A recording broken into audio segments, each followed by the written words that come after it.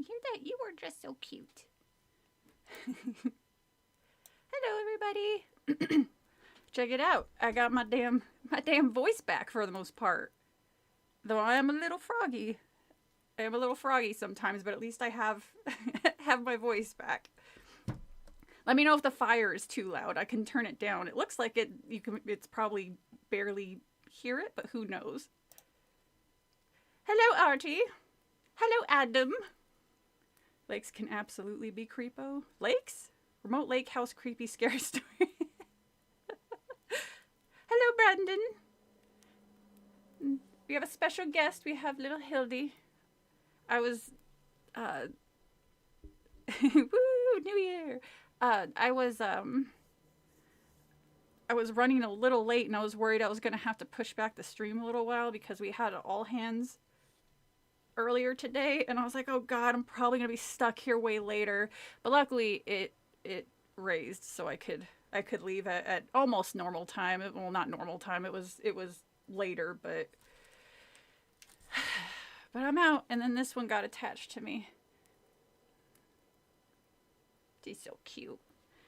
But today, before all that happened at lunch, I went to this little, I guess it's like a newish thrift store. I haven't seen it, so I guess it's new to me. And they had little mystery bags. And this one was labeled Cottage Core. It's actually kind of heavy. And I was wondering if maybe you guys, while we were waiting for other people to show up on the stream, if you want to look at this bullshit with me and see what I spent $5 on while we're waiting.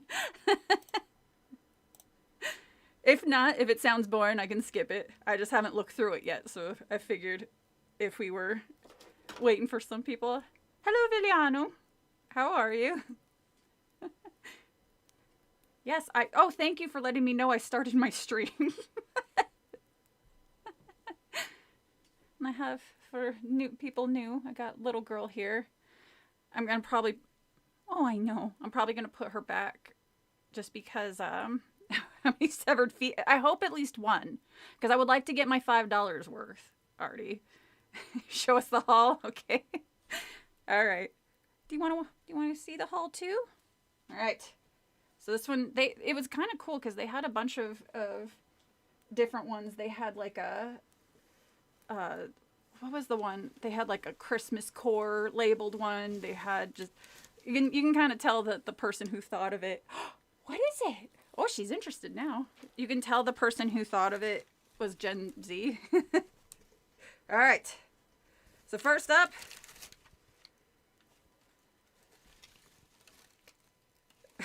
you got crane folding paper. Used crane folding paper. I don't know why that's cottage core, but I guess that is. I used to know how to make paper cranes. I'm going to have to see if I still know how to do it.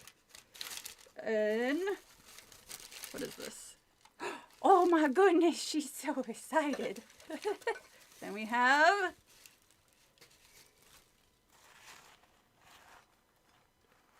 "'Tis a Turkey."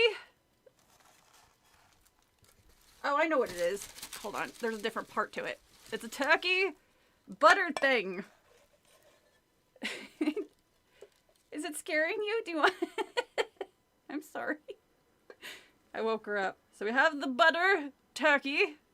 Buttered turkey. Where do I put this? I'll put this over here.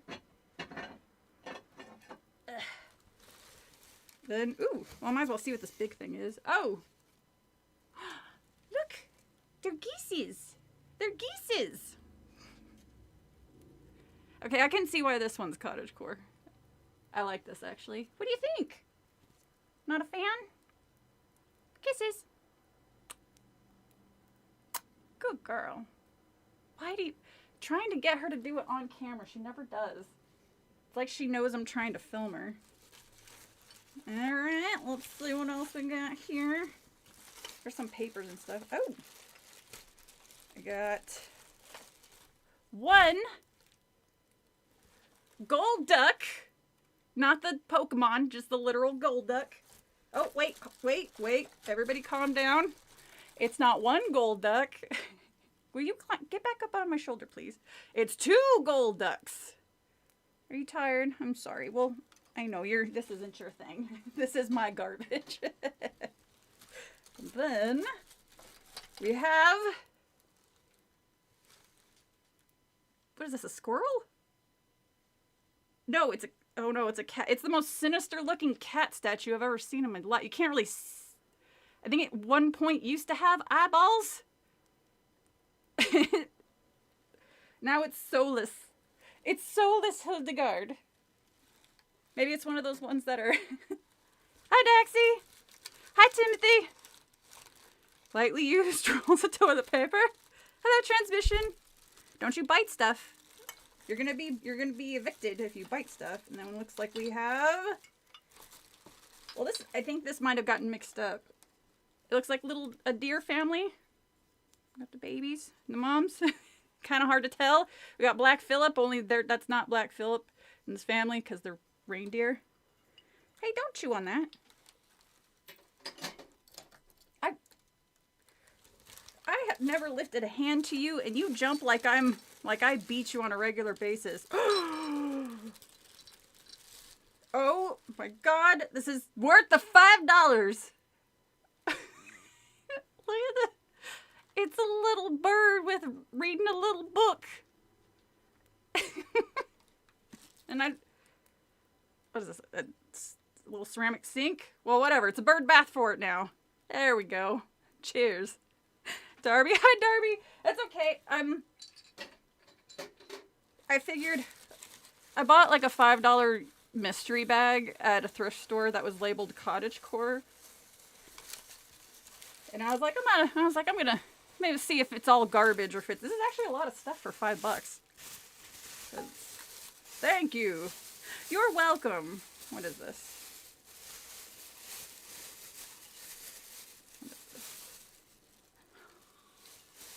What?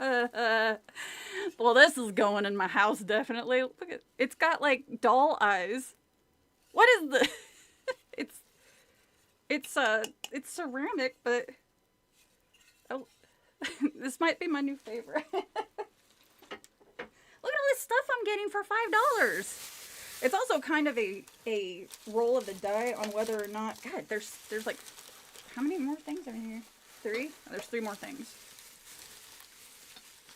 Oh, she's busy biting shit. She's fine. What is this?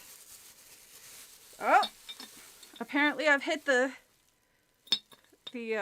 rooster stage of my life because there's another thing with a rooster on it, and it's got it bit a little pine cone. Hey, you can't chew on that. That's plastic. Here, hey, give me that. Now, oh, you can't. Last thing I need is a vet bill of them having to take plastic out of your tummy. Don't look at me like that. And then we got, what is this? That's kind of funny because I love me some apple cider. It's one of those little like stitchy things. That's actually kind of cute. I like that. I love this type of garbage. My garage sale appointed home. Well, they weren't kidding. This kind of is like very cottagey. This is another, I think it's called cross stitch. Yay! Yay for garbage that I love. I actually really liked everything in there. Some more. Is that everything? Yeah. That's it. Well, maybe this is a sign that I gotta start doing little paper cranes again. Which one is this? This one is the beautiful Hildegard. The one I was having trouble naming, and then it popped in my head, and my sister's like, no, that name's perfect. Little Miss Hildegard. Can I have a kiss? Were there any gamer bags for $5 hairs? I didn't look that much. I'm going to have to go back and actually look. They had one that kind of intrigued me. What the hell did it say? Because they had like a punk core one that I was like, that's probably just going to have like posters of bands or something. I'm not 100% sure what they would have. Maybe like CDs. I don't have a CD player. So then there was one. Oh, God, I can't remember what it is now. But I remember thinking, I was like, oh, that could be kind of cool. Why is this? Go away. Why are you... Go away. Why are you not... There we go. Okay. And, so I hope you guys enjoyed Hildegard's unboxing of the $5 bag. Say hello. Say hello. Alright, I've stalled enough. Oh, hold on. She's... Well, I mean, if you're awake, then I guess you'll be fine. But the second you start biting stuff, I gotta evict you. Alright. Did I say hello to everybody? Just double check to make sure. I think I did. Alright. It looks like I did. Is everybody ready for the horror that is... What is this one? The Curse of Camp Cold Lake. Somebody mentioned this one a couple times, and I finally found it. So I was like, all right, this can be one that I'll... the one that I'll do. All right. All right, she's chewing on stuff that she can chew on. So the second you start chewing on cords or something, you're being evicted.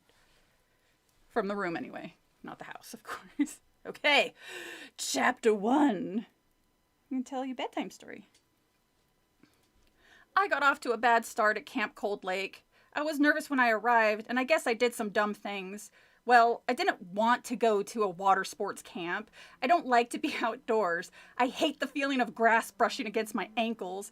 I don't even like to touch trees. I certainly don't like getting wet. Wow, this... All she does is bitch. Oh, she's cuddling up next to my arm. Sure, I like to go swimming once in a while, but not every day. What's the point of that, besides, like, exercise and getting some sun? Ugh, working on your cardio? Blech. I like to swim in a nice, clean pool. I took one look at the lake here, and I was sick. I knew there had to be horrible things swimming around in that water. Ugly creatures waiting below the surface. Thinking to themselves, Sarah Moss, we're waiting for you. Sarah, we're going to rub our slimy bodies on your legs when you swim, and we're going to chew off your toes one by one. Yuck, why do I have to swim in slime? It's pond scum. Of course, Aaron was so excited he nearly exploded. When we climbed off of the camp bus, he was jumping up and down and talking a mile a minute. He was so crazed, I thought he was going to burst out of his clothes and go running into the lake. My brother likes camp. He likes sports and the outdoors. He likes just about everything and everyone. And everyone always likes Aaron. He's so enthusiastic. He's so much fun. I can see why everybody likes Aaron and nobody likes you, Sarah Moss. Camp Cold what? Camp Cold Lake? Because of Camp Cold Lake. Jesus, don't want this kid. Yeah, no shit. Miss Sarah, I'm going to call you... I'm trying to... How should I do her voice? What would a Karen, stereotypical Karen voice be? Because this is me just complaining voice. Hey, I like to have fun too, but how can you have fun when there are no malls, oh, okay. But how can you have fun when there are no malls, no movie theaters, no restaurants? To get a slice of pizza or a bag of french fries. Just say fries. Dork. Fucking poser. How can you have fun up to your neck in a freezing cold lake every day?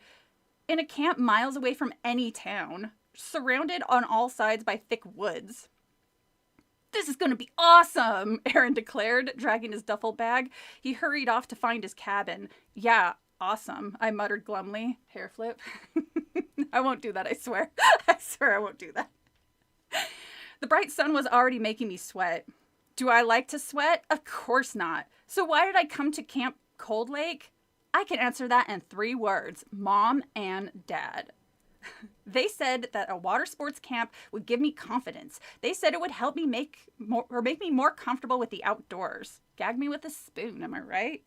Am I right, Hildy? And they said it would give me a chance to make new friends. Okay, I admit it. I don't make friends easily. I'm not like Aaron. I can't just go up to somebody and start talking and kidding around. I'm a little shy, and maybe it's because I'm so much taller than everyone else. I'm a whole head taller than Aaron, and he's only a year younger than I am. He's 11. Wow, you are an angry child for a 12-year-old. I'm tall and very... Yes, Hildy, stop messing with stuff.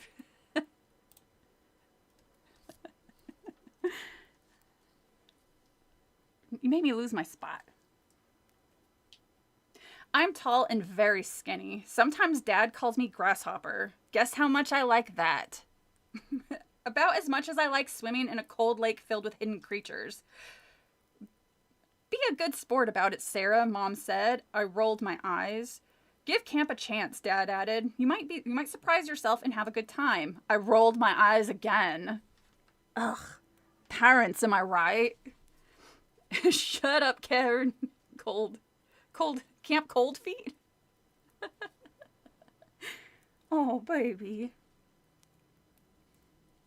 When you come home at the end of summer, you'll probably beg us to take you camping, Dad joked. I wanted to roll my eyes again, but they were getting tired from all that rolling. I gave my parents a glum sigh, quick hugs, then I followed Aaron to the camp bus. He grinned the whole way to camp. He was really excited about learning how to water ski. I mean, that kind of sounds cool. I would probably really like that as a 12-year-old. And he kept asking everybody if the camp had a high diving board over the lake. Aaron made 3 or 4 good friends on the bus ride to camp. I stared out the window watching the endless blur of trees and farms, thinking about my lucky friends who got to stay home and hang out at the mall. This is so 90s. Then here we are at Camp Cold Lake, kids pulling their bags off the bus, laughing and joking, counselors in dark green t-shirts greeting everybody, pointing them in the right direction. I began to cheer up a little bit. Maybe I will make some new friends, I thought. Maybe I'll meet some kids who are a lot like me, and we'll have a great summer. But then I stepped into my cabin, and I saw my 3 bunkmates. I looked around, and I let out a cry. Oh no! No way! Chapter 2. Oh, Bubba's. Oh, Bubba's. I just looked down, and she's trying to sleep. I'm sorry, guys. I'm going to have to pause. What's wrong with this character? Yeah, she is a whiner. I'm going to go put her to bed. Look at her. Oh, look at her. She is down for the camp. She's laying. Oh, baby. Oh, baby. I'm sorry. I know it's really soon to pause, but give me a second. I'm gonna go put her back.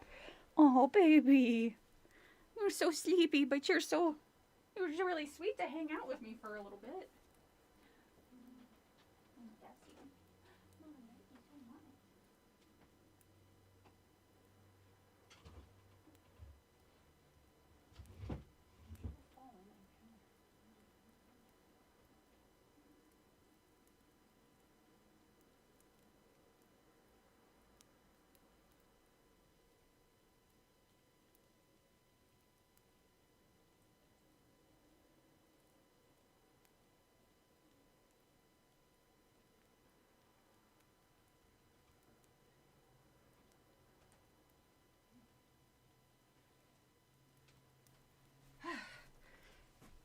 Man, everyone's a critic. It was just 1 chapter and she's already fallen asleep.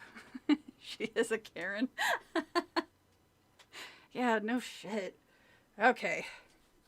Actually, I'm going to move this because I don't need this. And I need room to read this amazing bit of literature. Chapter 2. I guess I shouldn't have freaked out like that. It made a very bad impression, but what was I supposed to do? There were 2 bunk beds in the cabin. The 3 other girls had already chosen their beds, and there was only 1 bed left, right in front of the window. And the window had no screens, which means that my bed would be crawling with bugs. Was it open? I took 1 glance and knew I'd be swatting mosquitoes every night the whole summer. Besides, I can't sleep on a top bunk. I toss and turn a lot at night. If I slept on top, I'd fall on my head. Well, maybe knock some sense into you then. No, I'm trying to do a Valley Girl. I'm trying to do a Valley Girl accent. I guess it's not going so well. Like the California Valley Girl, but I mean, I used to be pretty good at it, but... I can't do this, I blurted out. My 3 bunkmates turned to look at me. One had blonde hair pulled back in a ponytail. Near her was a short, chubby white girl with long brown hair. In the bottom bunk, I think this is the first time where they actually said the skin color of a character in these Goosebumps books. Actually, I think it is. I don't remember them ever saying she will be covered in roaches. Ugh! See, that would be enough to get me to say, nope, nope, I will take my chances and hitchhike back to town. In the bottom bunk against the wall, an African-American girl with long cornrows stared across the cabin at me. I guess they wanted to say hi and introduce themselves, but I didn't give them a chance. Someone has to trade beds with me right now! Somebody get me the manager! I cried. I didn't mean to sound so shrill, but I was really upset. Why should I be covered in bugs? Somebody else should be covered in bugs and roaches and things. Look at me. I deserve to have a better... And it rained. Sick burn. I deserve to have a perfectly clean and dry bed not covered in bugs. Okay. I don't know why she thinks she's special. Should have showed up earlier there, Sarah Moss. Before they could answer, the cabin door swung open. A sandy-haired young guy in a dark green camp t-shirt poked his head in. I'm Richard, he said. I'm the boss guy, the head dude. I'm Richard. I'm the boss guy, the head dude. Everything totally mellow in here? No, I cried. I couldn't stop myself. I was just so nervous and unhappy. I can't sleep in this bunk, I told him. I don't want to be near the window, and I need to sleep on the bottom. I could see that the other girls were shocked by my outbursts. Yeah, because you sound like an asshole. Like, I can understand being unhappy that you have to go here. Like, there are places when I was a kid that I was forced to go that I hated, but, you know, maybe not be an asshole to the girls that got there first. It's not their fault. Oh, sorry, I forgot your name. I guess you're not that memorable. Cowbunga! Richard turned to the girl who was sitting on the bottom bunk against the wall. Brianna, would you trade beds with Sarah? I told him. Would you trade bunks with Sarah, bro? Richard asked Brianna. She shook her head so hard the beads in her cornrows rattled against each other. I don't really want to, she said softly. She pointed to the chubby girl with long brown hair who sat on the camp trunk. Meg and I were bunkmates last year, Brianna told Richard, and we kind of wanted to be together. Meg nodded. She had a round baby face and she wore blue and red braces on her teeth. Oh, I remember wearing or having braces and getting to choose the colors. I forgot all about that. I can't sleep in front of a window, I insisted. I really can't. I hate bugs. Good for you, Brianna. Seriously. And it's kind of weird that out of all the girls that he could have asked, he asked the black girl first. It's like, hey, maybe not. That's not a good look there, Richard. I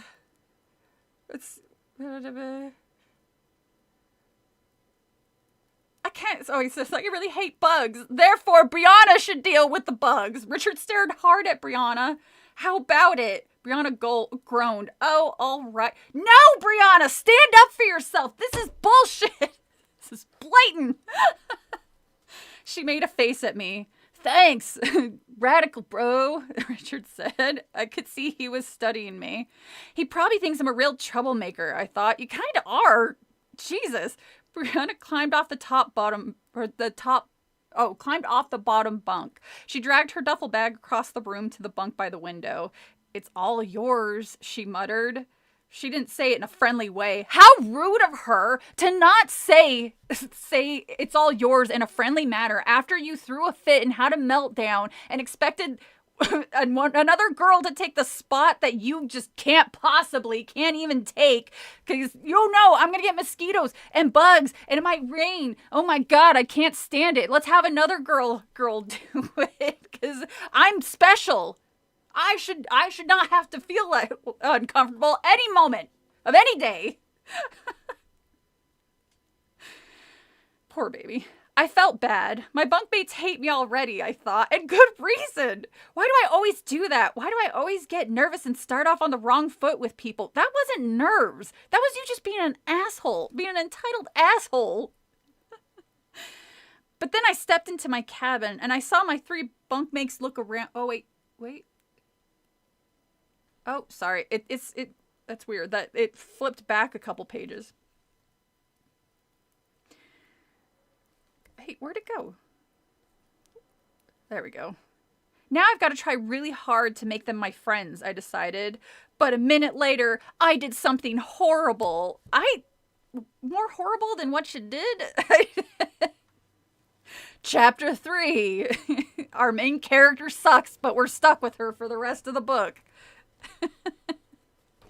Please tell me that these other girls, it's gonna like switch eventually and they become the main characters, because it kind of sounds like we're following around the villain of the story.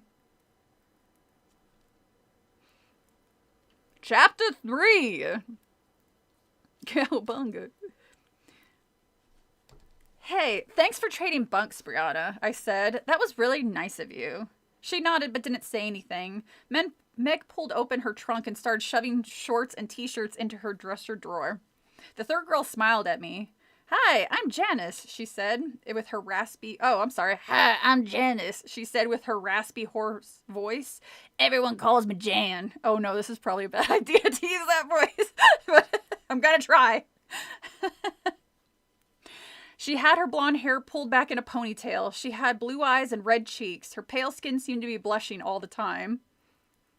Were you here last summer? I asked her. She shook her head. No, Brianna and Meg were here, but this is my first summer. I went to tennis camp last year. I've never been to any kind of camp, I confessed. I guess I'm a little nervous.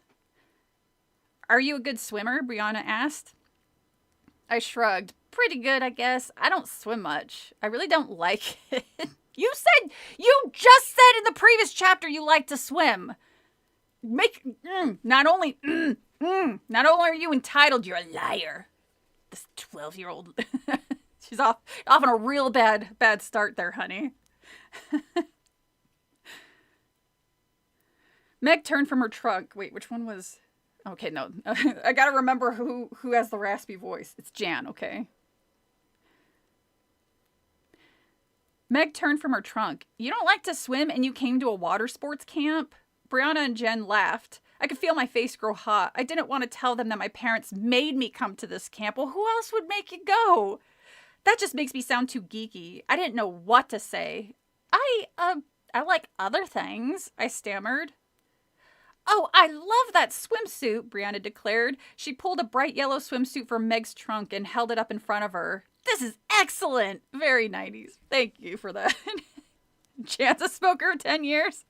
She'll be the opening kill. God, we can only hope. Meg tugged it back. Like it would really fit you, she muttered, rolling her eyes. Her braces clicked when she talked. Wow. Wait. Wow. That's kind of mean of her, but all right. She muttered, rolling her eyes. Her braces clicked when she talked. Did you lose weight over the winter? Brianna asked. You look great, Meg. You really do. I lost a little, Meg replied. She sighed, but I didn't get any taller. I grew about a foot this year. Oh, sorry. I grew about a foot this year, I chimed in. I'm the tallest girl in my school. Everybody stares at me when I walk through the halls. Boo-hoo, Meg said sarcastically. You really got it tough. Would you rather be a shrimp like me? Well, no, not really. Whoops, I realized I said the wrong thing. I saw a flash of hurt in Meg's eyes. Oh my god. I just got a flash of caring about this dumb shit when you were young. Oh, I'm so short. Ugh, when are we ever gonna get boobs? It's just the stupidest shit. Why did I say that? I asked myself. Why do I keep putting my foot in my mouth? I picked up my backpack from where I tossed it on the floor. I carried it to my bunk to unpack it. Hey, that's mine. Put it down. Jan came rushing over to me. I glanced down at the backpack. No, it's mine, I insisted. I started to unzip it, and it fell off the bed. A whole bunch of things fell out and clattered across the cabin floor. Oh, I cried in surprise. Wow, that's a lot of paraphernalia. That stuff wasn't mine. I saw I was joking. Pill bottles, medicine jars, and little plastic inhalers. Asthma medicine, I cried. What a loser. Her lungs don't function the way mine do. Let's make fun of her. Jan dropped to her knees and began gathering it all up. She glared angrily up at me. Thanks a bunch, Sarah, she growled. Thanks for letting the whole world know I have asthma. I think it's kind of obvious. Why don't you stand up at the campfire tonight and announce it to the whole camp? Sorry. Sorry, I muttered weakly. I told you it was my backpack, Jen snapped. Meg bent down and picked up the inhaler for Jan. Having asthma is nothing to be ashamed of, she told Jan. Maybe I like keeping some things to myself, Jan snapped. She shoveled all the medicine back into the pocket and grabbed the backpack away. Sorry, I said again. Really? All three girls glared at me. Brianna shook her head. Meg tisked. They hated me already, I thought. I felt sick, really sick. They hate me and it's only the first day. The first hour. Ooh, rough. With a sigh, I slumped down on my bunk. Can things get any worse? I wondered. Guess the answer to that. You can relate to the boobs. Sarah would be the first to go in a horror movie. Oh, for sure. Like, the bitchy characters or the asshole characters tend to not survive horror movies for very long. It's definitely either asthma or 2 packs a day. It could be both. It could be both. They said raspy, so I'm going full raspy mode, which is kind of funny because I felt bad because he's not. God damn it! Is Anthony even here? Anthony R, I think is what his last name was. He was saying because I couldn't do voice acting for mouthwashing last week because of my stupid voice. So trying to make up for it for going full brilliant voice acting. Why do you make her? Look, there are 3 voices that I can do, Durfee. Why do you make her sound like Rob? I can't do. Even though my voice was raspy last week, I can't intimidate, or I can't do it, like, on my own. Even though I know how it sounds, I can't do it. So I have Roz from Monsters, Inc. I have a Valley Girl and Valley Boy. That's pretty much all I have. That's all I got. There's a reason I'm not a voice actor.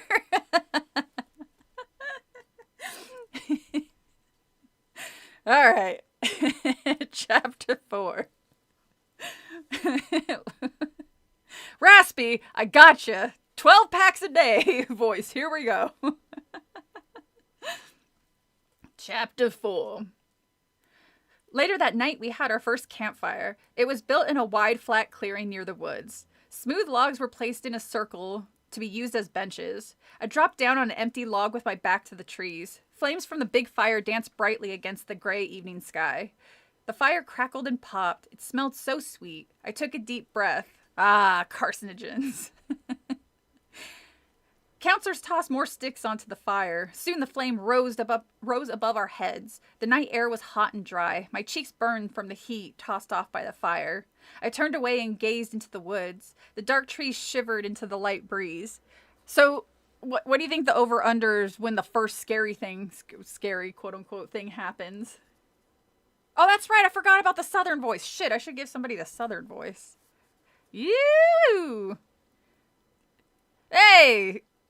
Mister, I'm who did what now? Remember last week you were saying that, I think it was you, wasn't it? You're like, oh, you can't do voice acting. I'm so sad from last week. So I was like, I'll try to do voice acting this week to try to make up for it because it hurt too much to try to do voices. The dark trees shivered in the light breeze. In the gray light, I saw a squirrel darted between tall weeds. I wonder what other animals lurked in the woods. I imagine there were bigger animals than squirrels in there, bigger and more dangerous. A loud pop from the fire made me jump. It's creepy outside at night, I thought. Why can't they have campfires indoors? In a fireplace or something? Let's burn this place down. I'm pretty sure that's how the California wildfires started. Just this character. I slapped a mosquito on my neck. When I turned back to the fire, I saw Brianna and Meg on another long log bench. They were laughing about something, talking to two girls I didn't know. How dare they have fun without me, I thought. What? Yes, I know. Why does it keep doing... Oh, I guess you can't see it anyway, so that's fine. Snob much? Yeah, seriously. I saw Aaron on the other side of the flames. He was goofing with two other guys. They were wrestling around trying to shove each other off the log. That's such a little boy thing to do. I sighed. Aaron has already made a bunch of friends, I thought. Everyone has made friends but me. Everybody feel bad for me. Me. Sarah Moss. Aaron saw me staring at him. He waved quickly, then turned back to his friends. I mean, at least he acknowledged you instead of pretending like he didn't know you, like a lot of siblings would do back in the day. Aaron, on the next log, three girls had their heads tossed back. They were singing loudly a camp song. I listened carefully, trying to learn the words, but they had a giggling fit halfway through and didn't finish the song. How dare they? Sarah's such a victim. It's so unfair. Laughing at you. Yes, seriously. Two older girls sat down on the other end of my log. They looked about 15 or 16. I turned to say hi to them, but they were busy talking. Ugh, nobody wants to pay attention to me. One of them had a bag of gummy worms in her hand. She kept pulling them out of the bag one by one and slurping them down slowly like spaghetti noodles. Richard, the head counselor, stepped in front of the fire. I'm surprised he didn't, launch into the area on a skateboard. He had a black baseball cap turned backwards on his head. Okay, how old is Richard? I think it would be hysterical if he's, in his 40s, trying to be like, oh, kids, what's up? Totally rad. Keep on trucking, am I right? The story will become Sleepaway Camp. I love Sleepaway Camp. That's on my list to do. I want to wait till summertime, though. I want that to be my June or July video. He raised his baggy shorts were torn and dirty from working on the fire. What? How? What the hell was he doing? Dirty, sure, but torn? What the hell were you doing? Was he chopping down the trees for firewood? They're it's all over the floor. He raised both hands over his head. Bros, are we all here? He called out. I could barely hear him. Everyone was still talking and laughing. Across the fire, I saw Aaron stand up, wiggling his whole body in a funny dance. His friends were laughing their heads off. One of them slapped Aaron a high five. Ugh! I wish somebody would slap me a high five. Someone could slap you a high five on your face. Across the face, 5 across the eyes. Hello, fellow young people. Yeah, seriously. Bros, can we get started? Richard called out. Can we start our welcoming campfire? The log crackled in the fire. Red embers shot up all around. Oh! I let out a cry as a hand grabbed my shoulder. I spun around startled and looked up at Brianna and Meg. They leaned over me. In darting firelight, I saw their frightened expression. Sarah, run! Brianna whispered. Get up quick! Meg tugged my arm. Run! Why? What's wrong? I sputtered. Get away here, because nobody likes you. You really suck, man.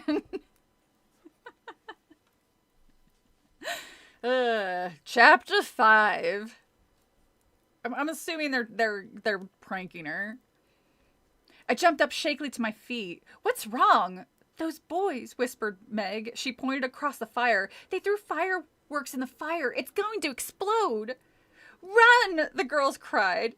Meg gave me a shove to get me started. I stumbled and then lurched forward. As I ran, I shut my eyes, expecting a blast any second. Could I get away in time? Were Meg and Brianna escaping too? I stopped short when I heard the laughter. Shrill, gleeful laughter. Huh? I swallowed hard and turned back. Saw half of the camp laughing at me. Brianna and Meg slapped each other a high five. Wow, okay, so I wonder if the high five thing is gonna be... So just take it easy. Would hate for you to damage your moneymaker. Was something. Well, you did say you were sad, so I'm trying to make up for it. I'd like to have everybody have fun on these streams. Oh, no. Oh, no, I murmured. How could I fall for such a dumb trick? How could they play such a mean joke on me, even though I was super rude and shitty to them right out the gate? They pulled jokes on me, Sarah Moss. They must have told everyone to watch. As I stood at the edge of the clearing by myself, I could feel all eyes on me, and I could hear kids laughing and making jokes. I saw Jan laughing with her 6-pack-a-day laugh. And I saw Richard and some of the counselors grinning and shaking their heads. I know, I should have laughed too. I should have made a joke of it. I shouldn't have let it upset me. But the whole day had been so terrible. I was so nervous and so eager not to make any more mistakes. I could feel my shoulders start to shake up and down. I could feel tears welling up in my eyes. No, I ordered myself. You cannot cry. You cannot allow yourself to cry in front of the whole camp. Sure, you feel like a total jerk, Sarah, but so what? It was just a joke, just a dumb joke. I felt a hand on my arm. I pulled away. Sarah, Aaron stood beside me. His dark eyes were wide in the shadowy evening light. I'm okay, I snapped. Go away. You're such a bad sport, he said softly. Why can't you ever let things slide off of you? It was just a joke. Why go nuts over a dumb joke? You know what I really hate? I really hate when Aaron is right. I mean, he's my younger brother, right? What right does he have to be the sensible, calm member of the Moss family? Well, you're not doing anything. Oh no! Quick, make fun of Jen. You guys do that every stream. You shut up. Do I need your advice? I snarled. Take a hike. I gave him a shove towards the campfire. He shrugged and hurried back to his friends. I crept back up to the campfire. I didn't go to my old seat. It was too close to the fire and too close to Brianna and Meg. I dropped down to the edge of a log near the woods, outside the glow of the fire. The darkness cooled me and helped me calm down. Richard had been talking for a while. I realized I hadn't heard a word he said. He stood in front of the crackling fire. He had a deep, booming voice, but everyone leaned in to hear him better. I gazed around the circle of campers. Their faces glowed orange in the bright fireplace. Their eyes sparkled. I wondered if anyone here would be my friend. I knew I was feeling really sorry for myself. I can't help but feel that is the saddest sentence. I wonder if anyone here would be my friend. Ugh. No, I'm not falling for it. No, I'm not feeling pity for this asshole. Richard's voice droned on in the back of my mind. He was saying something about the main lodge, something about the meal schedule, and then he began talking about towels. I started to pay attention when he introduced the head waterfront counselor. Her name was Liz. Everyone clapped when she stood up beside Richard. One of the boys whistled loudly. She's awesome! Another boy called out. Everyone laughed. Liz grinned too. She waved for everyone to get quiet. Are y'all having a good time? She called out. Everyone cheered and clapped. Well, tomorrow will be your first... I'll try to do the southern one here. Well, tomorrow will be your first day at the waterfront, Liz announced. And before you go into the lake, there's a lot of water rules you want to know. Don't drink the water, Richard chimed in, unless you're real thirsty. Some kids laughed. I didn't. I thought of drinking that slimy, disgusting water made me sick. Liz didn't laugh either. She frowned at Richard. Oh, they must be their exes. Or Richard's like sexually harassing Liz. We need to take this seriously, she scolded. I was serious, bro. Liz ignored him.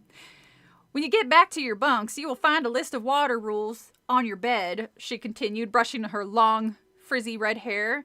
There are 20 rules on this list, and you need to know them all. 20 rules? I thought. How could there be 20 rules? Will it take all summer to learn 20? It's not going to take you 20. Can you complain about anything else, main character? You're just the best character. I'm so glad we're following you for the whole book. Liz held up the sheet of paper. I'm going to go over the list with you now. If you have any questions, just call them out. Can we go swimming now? A boy shouted, trying to be funny. Lots of the kids laughed, but Liz didn't even crack a smile. That's rule number 8, she replied. No night swimming, even if counselors are with you. Bros don't ever sleep with counselors, Richard joked. They have germs. Richard is pretty funny, I thought. He seems like a good guy. I mean, if you say so. He seems kind of annoying, too. But you're annoying, so maybe it's just like, oh, what is it, birds of a feather. But Liz seems so serious. I mean, she probably doesn't want you guys to drown. You guys are liabilities. Is two of those rules. Don't talk about Fight Club. Don't talk about Camp Cold Lake. The sheets of paper fluttered in the wind. She gripped it with both hands. Her red hair caught the glow of the fire. And most important rule at Camp Cold Lake is the buddy system, Liz announced. When you are in the lake, you must always have a buddy. She glanced quickly at the campers seated around her. Even if you are only wading in up to your ankles, you must have a swimming buddy with you, she said. You may have a different buddy each time. You may choose a buddy for the whole summer, but you always must have a buddy. She took a deep breath. Are there any questions? Questions? Will you be my buddy? A boy shouted. Ha! Being sexually harassed by a prepubescent boy is hysterical. Everybody laughed. I laughed too. The kid's timing was perfect. But once again, Liz didn't crack a smile. As waterfront counselor, I will act as everybody's buddy, she replied seriously. Now, rule number 2. Are we going to go through all 20 rules in this?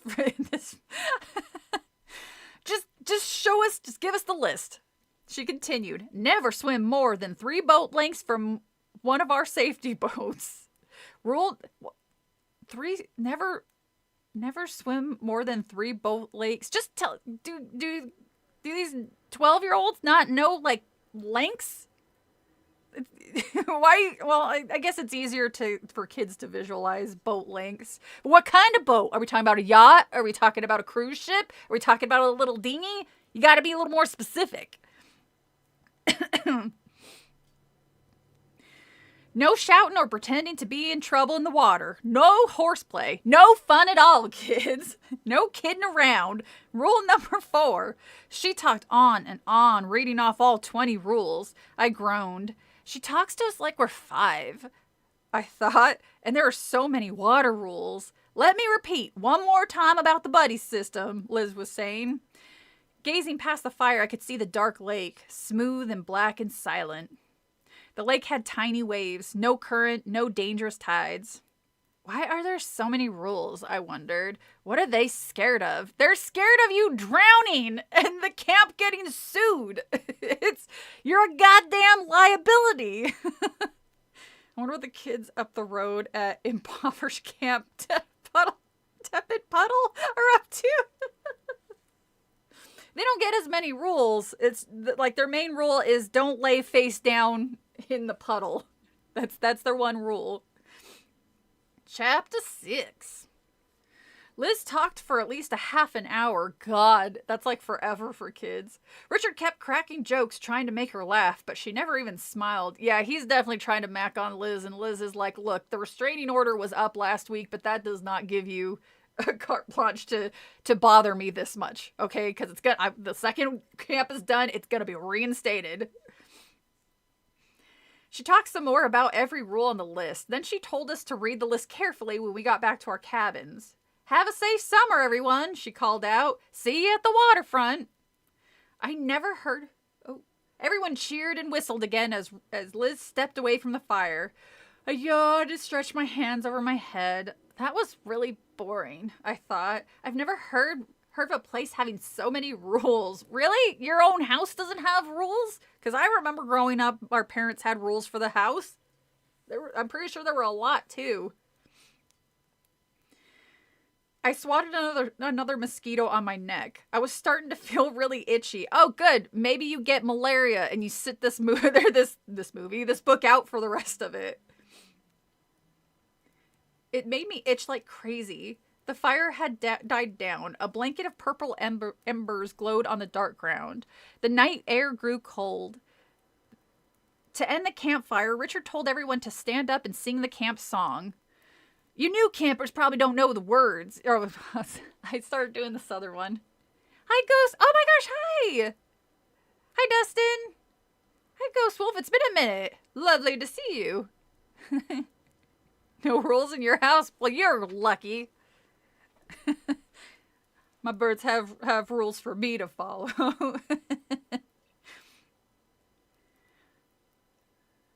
Bros, you new campers probably don't even know the words, he said. You're lucky. Row, bra. Was it? Raw. Radical.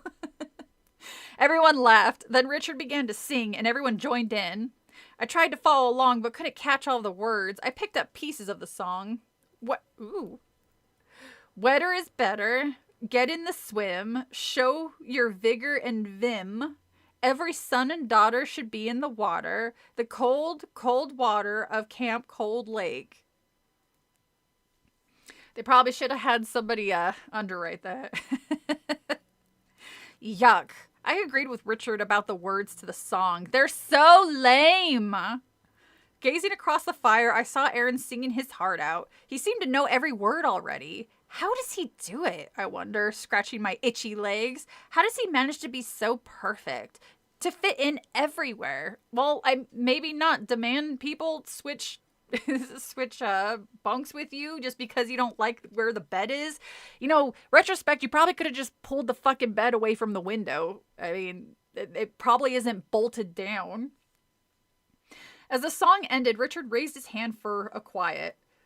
Bros, I have a few final announcements, he called out. First of all, none of you can carry a tune. Second, I didn't hear the rest. I turned to find Brianna and Meg standing beside me. I took a step back. What do you want? I snapped. We want to apologize, what Brianna said. Meg nodded. Yeah, we're sorry we played that dumb joke on you. No, don't be sorry. She fucking deserved it. She deserved it. Now you're even. You don't apologize. You're even now. Brianna put a hand on my shoulder. We got off to a bad start, she said. Let's start all over again, okay, Sarah? Yeah, let's start fresh, Meg agreed. A smile spread across my face. Great, I said. Excellent. Excellent, Brianna repeated, smiling too. She slapped me on the back. A fresh start. Richard was still making announcements. Tomorrow at 4:30, those interested in windsurfing, brah. Aaron will probably try that, I thought. I'm getting lost in my accents. First time viewer. Oh, hi, Board Junior. I'm pro bullying. No, I'm not. How's the book? Nothing has happened yet. But that's kind of how it goes with Goosebumps books. They tend to kind of drag on a little bit, and then like the first or the last like 5 chapters, something's happening. The last Goosebumps book was hilarious, and I got a shout out to Transmission for that one because that one was hysterical. I loved that book so much. I think it might be my new favorite. Like, ironically, my new favorite. So far, we just have a really obnoxious main character that we're stuck hanging out with. And I think we're stuck with them for the rest of the book. So I apologize. This person could be real annoying. Aaron will probably try that, I thought. I watched Brianna and Meg walk away. A fresh start, I thought. I began to feel a lot happier. The happy feelings lasted for about 2 seconds. Then my back started to itch. I turned to the fire and saw Brianna and Meg staring back at me. They were both grinning. Other kids had turned away from Richard and were watching me. Oh, I groaned when I felt something warm wiggle against my back. Oh no! Something warm and dry moving under my t-shirt. It moved again. I reached one hand back and poked it under my shirt. What is it? What did Brianna put back there? I grabbed the thing and pulled it out and started to scream. Whoa, okay. Chapter 7. This could have potentially been real bad for our main character if the kids didn't know if this thing was venomous. The snake wiggled in my hand. It looked like a long black shoelace with eyes. Very descriptive, thank you, Arlstein.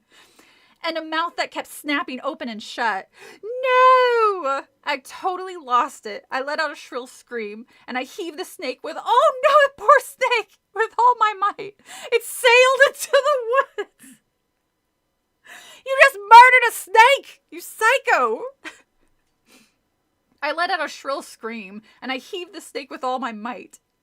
Oh, sorry. It sailed into the woods. My back still itched like crazy. I could feel it wriggling against... I could still feel it wriggling against my skin. How did she get it in her back? I reached back and scratched with both hands. Kids were laughing, telling each other what Brianna had done. I didn't care. I just wanted to rub away the feeling of the snake against my skin. My whole body tingled. I uttered an angry cry. How could you? Best snake. Oh, poor snake. Snakes are adorable, especially like the little ones, man. How could you? I shrieked at Brianna and Meg. What is your problem? Even though I was a total bitch to you up until around now. Aaron came hurrying over to be the grown-up again.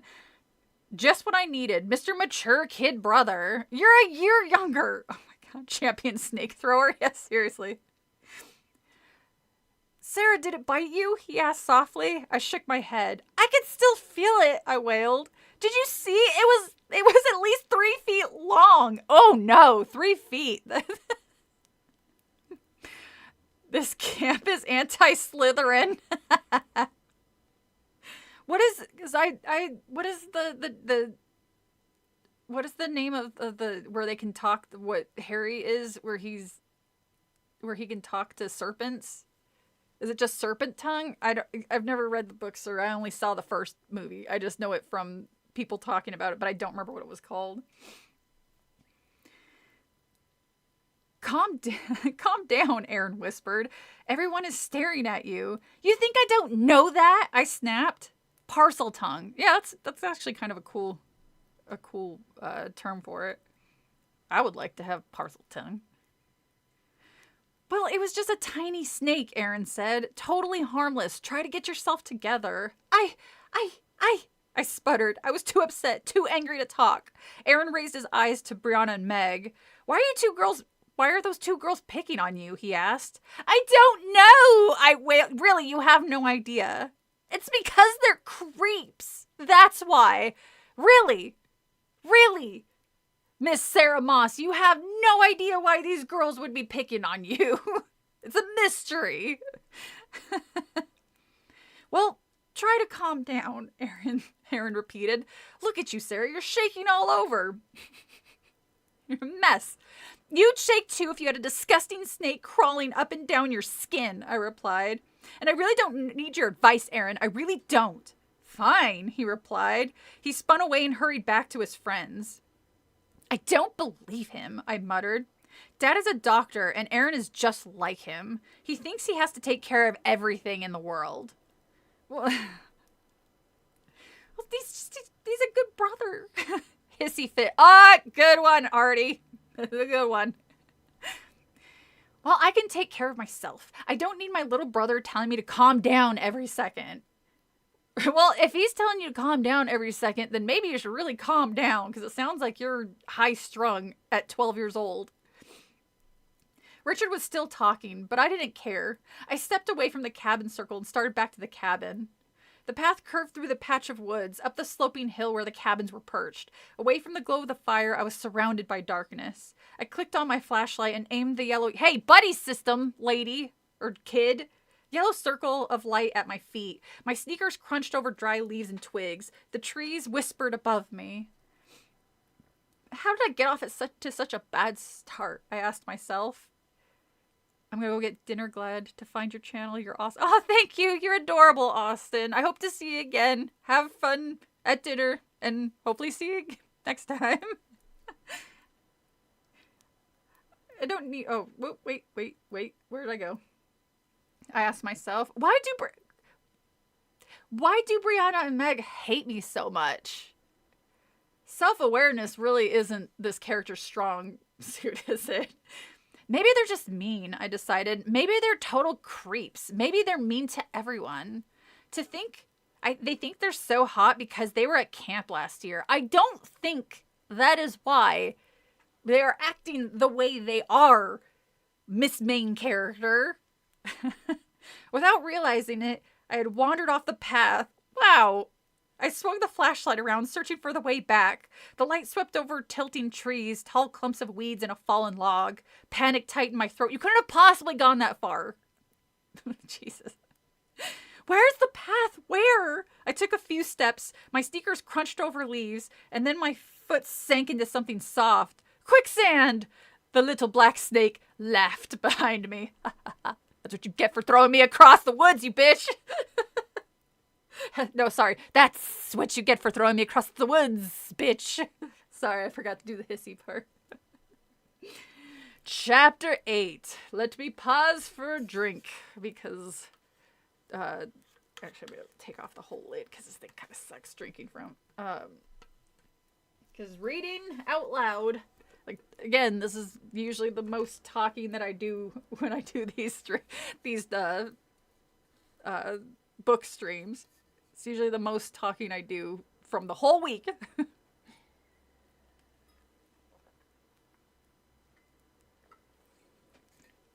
Ah, sweet, delicious water. All right.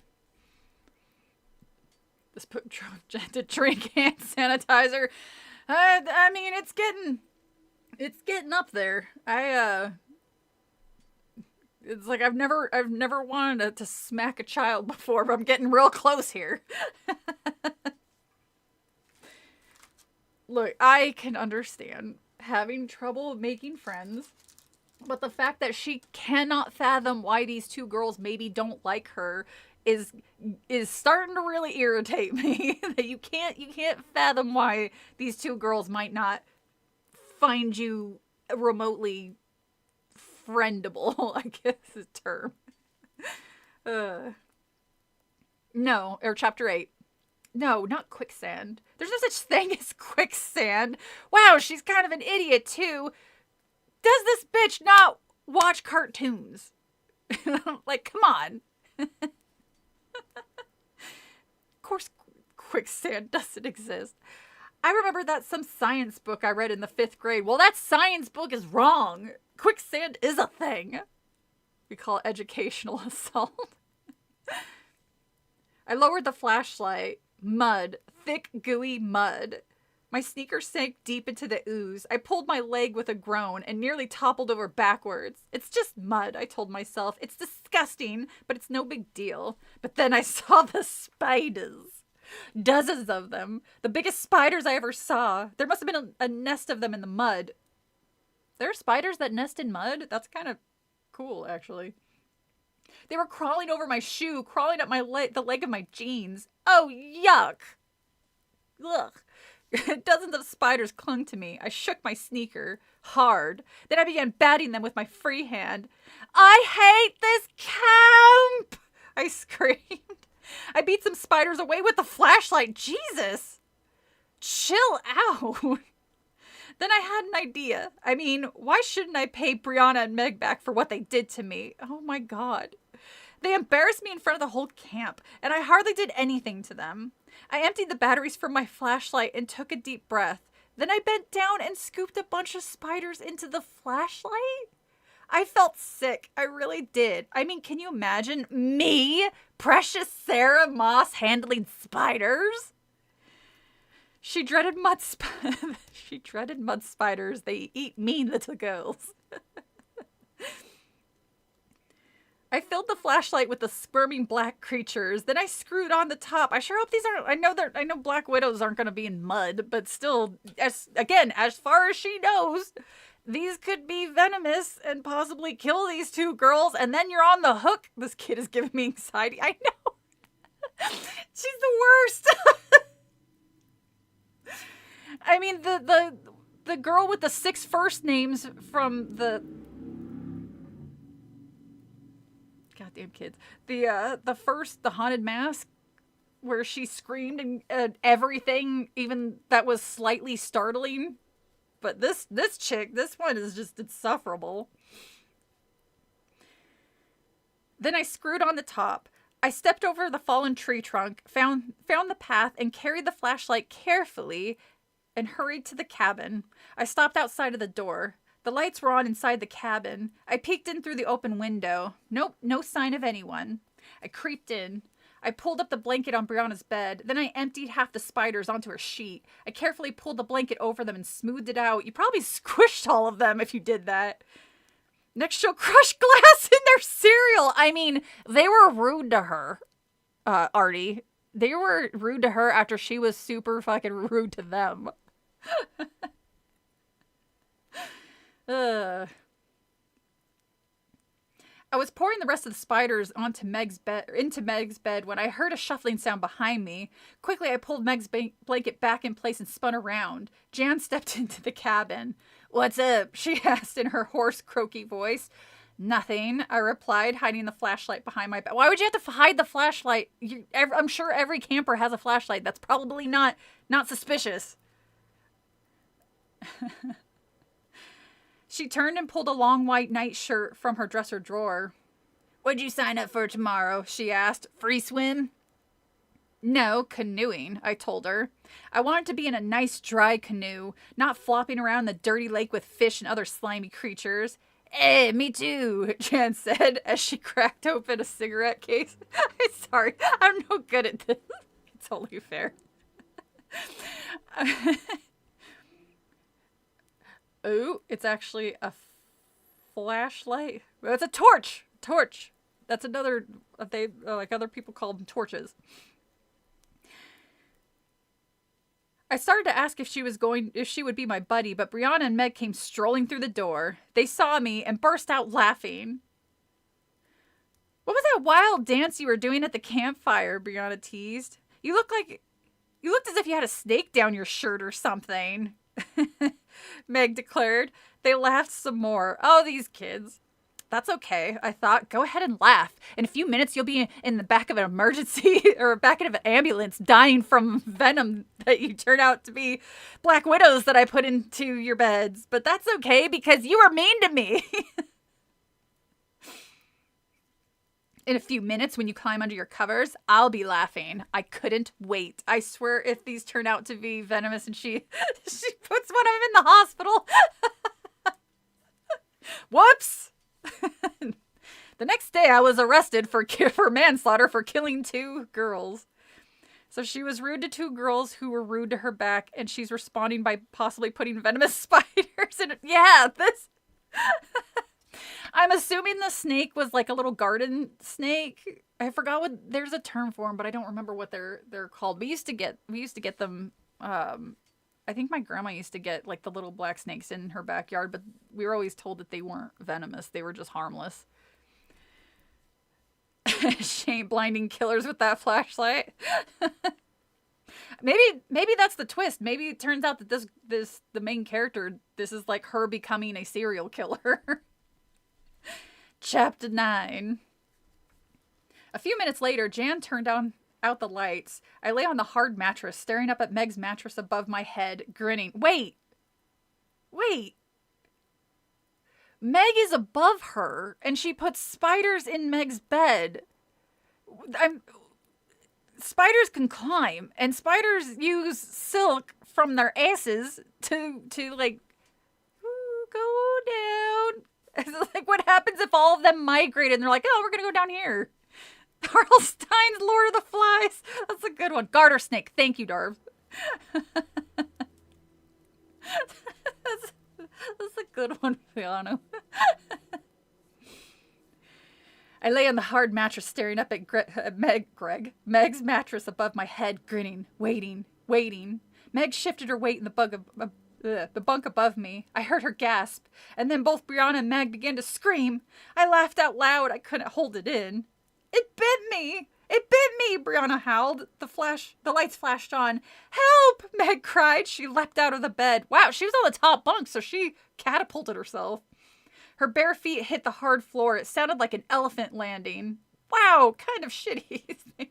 It bit me! Brianna cried again. She and Meg were both on the floor now, dancing and wriggling, slapping their arms, their legs, their backs. I bit my lip to make myself stop laughing. Spiders! Spiders all over! Meg shrieked. It bit me too! She pulled up her sleeve of her nightshirt. Ow, that hurts! Jan stood at the light switch. I hadn't moved from my bed. I was enjoying it too much, watching them squirm and dance. Then suddenly both of them started foaming from the mouth. Meg is above no one. I'd say they're on pretty equal terms at this point. But Jan's word But Jan's words wiped the smile from my face. Sarah put the spiders there, she told Brianna and Meg. I saw her messing around with your bunks when I came in. What a snitch. I guess she was still angry at me because I spilled her asthma medicine. Yeah.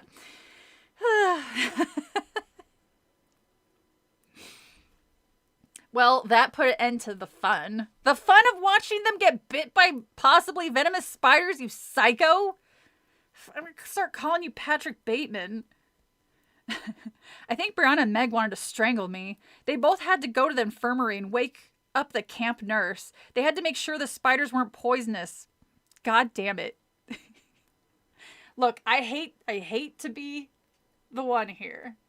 But if you eat it, it's poisonous. If it bites you, it's venomous. Motherfucker. Now you're teaching kids wrong. God damn it.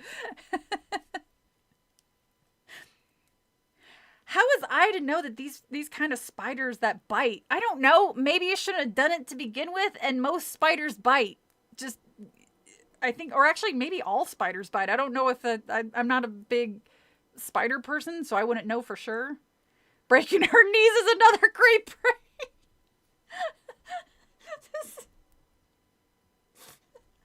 Oh, I snorted. This is a really good one, Artie.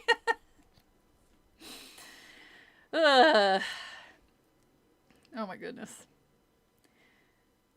I mean, a spider bite can trigger an asthma attack, so what would have happened if the spider bit Jan, our 12-pack a day lady? All spiders bite, some just don't. Oh, I got you. I kind of figured that was the case since they eat other things or eat other creatures. They would have to bite or at least set up traps or something. It was all a joke after all. I mean, you're crying in the infirmary like your leg is turning black. They're gonna have to saw it off like you're on the freaking Donner party. I tried to apologize when they came trudging back to the nurse, but they wouldn't speak to me, and neither would Jan. Oh, well, I sighed. So they won't be my friends. I'll make other... How? They won't be my friends after I was super shitty to them from the get-go, kind of apologized, then they pulled like a real innocent prank that I got super pissed off about. The snake was kind of out of line. They probably should have stopped after that first one, but man, the unknown spiders, I don't know. Hi, Shingo. If they die, then they won't be rude to her anymore. That's a win. Jeffrey Dahmer parties not to miss. Oh my god. Man, no wonder this psycho has trouble making friends. She tries to kill them. The next morning in the mess hall, I ate breakfast alone. The room had 2 long tables that stretched from wall to wall, one for boys and one for girls. I sat at the far end of the girls' table and spooned up my cornflakes in silence. You're at camp and you're having cornflakes? Doesn't camp have like hot food? Like waffles and pancakes and like eggs and shit? You're having cornflakes? What are you, 40? Trying to get... She's like, I need to be regular. I can't have all that fun food. I mean, I like cornflakes, but between pancakes, waffles, and cornflakes, I'm not going to choose the cornflakes. All the other girls chattered away. At the end of the table, Brianna and Meg kept flashing me angry looks. They held up the stubs that used to be their arms before they had to saw them off. To the Dahmer, all the cool kids do. I saw Aaron at the boys' table. He and his friends were laughing and goofing on each other. Aaron balanced a pancake on his forehead. See, I was right! They do have pancakes, and this psycho chose cornflakes. I'm telling you, this is Patrick Bateman, or Patricia Bateman. I have to go to another stream. Okay. It'll remain up, so you'll be able to come back into the archives. And thank you for stopping by, Board Junior. I appreciate it. See what happens to this psycho. All right, have fun at the other stream. Now I got that stupid song by cough in my head again. I'm sorry. Oh, already did the, oh, I'm a happy camper. I love the summer sun. I love the trees and forest. I'm always having fun. The second one, I like the second one too. That one is a fun one. The third one's kind of, I think the third one, did I see that one? I definitely did. Because I think I rented all three of them. And I know is there 4? Or is there 5 now? God, there's so many horror movies I need to catch up with, I swear. At least he's having fun, I thought bitterly. I had the sudden urge to go over and tell Aaron how unhappy I was, but I knew he would just tell me to lighten up. So I sat at my lonely end of my table, choked down my cornflakes. I kind of feel like she's doing this shit on purpose. Everybody's having pancakes with syrup and like whatever else the camp food is, and she's like, well, I want to look really sad and pathetic, so I'm just gonna have the worst thing they offer here, and maybe somebody will feel sorry for me. They're not Sarah Moss. Let's see here. Did things get better when I arrived at the lake for canoeing?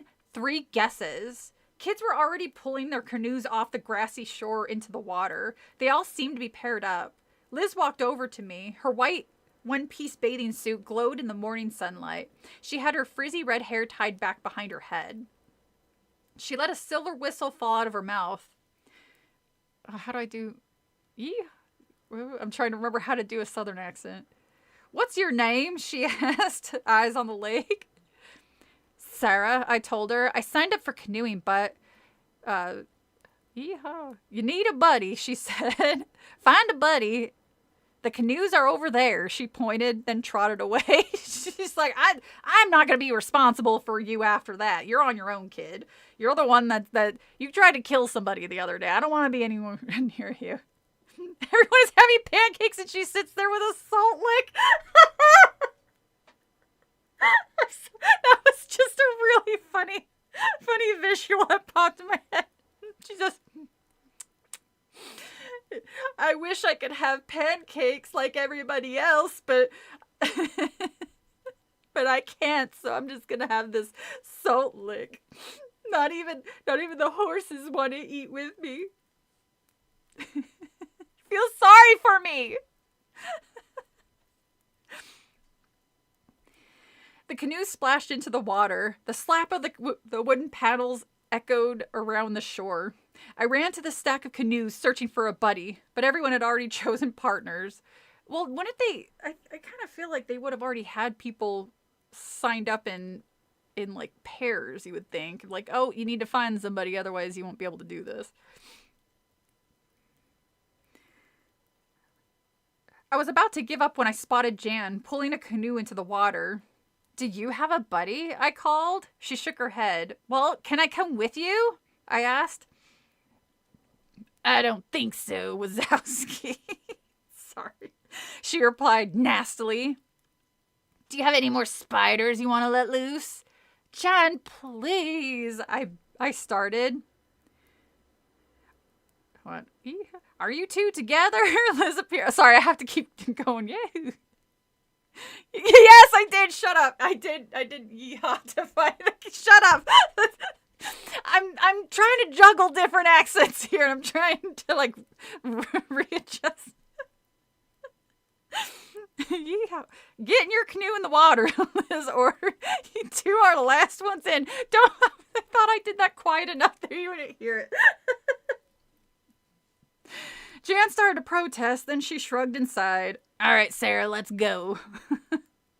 We pulled on the life preservers, then I grabbed a paddle and one end of the canoe. We dragged it into the water. I was caught. The little boat bobbed against the shore. The lake current was stronger than I thought. Low waves plopped steadily against the grassy shore. Jan climbed in and took a seat in the front. Thanks for embarrassing me in front of Liz, she muttered. I didn't mean to, I started. Okay, push off, she commanded. I tossed my paddle into the canoe. Then I leaned over and gave the boat a hard shove with both hands. It slid smoothly away from the shore.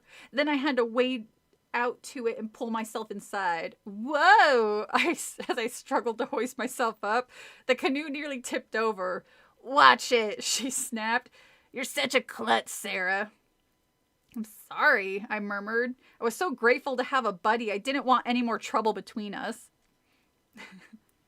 The canoe bobbed up and down as we began to paddle. The rocking waters sparkled like silver under the bright morning sunshine. It took us a while to find the right rhythm. Neither of us spoke. The slap of our paddles and the rush of water against the little canoe were the only sounds we made.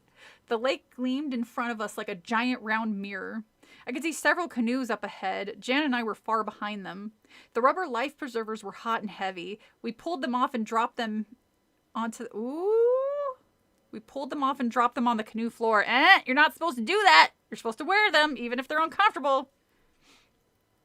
We paddled steadily, not too fast, not too slow. I glanced back. The shore seemed miles away. Oh, don't mind me, Barbie. It is funny, though, that you heard... I really did think that I was saying yeehaw quieter than I...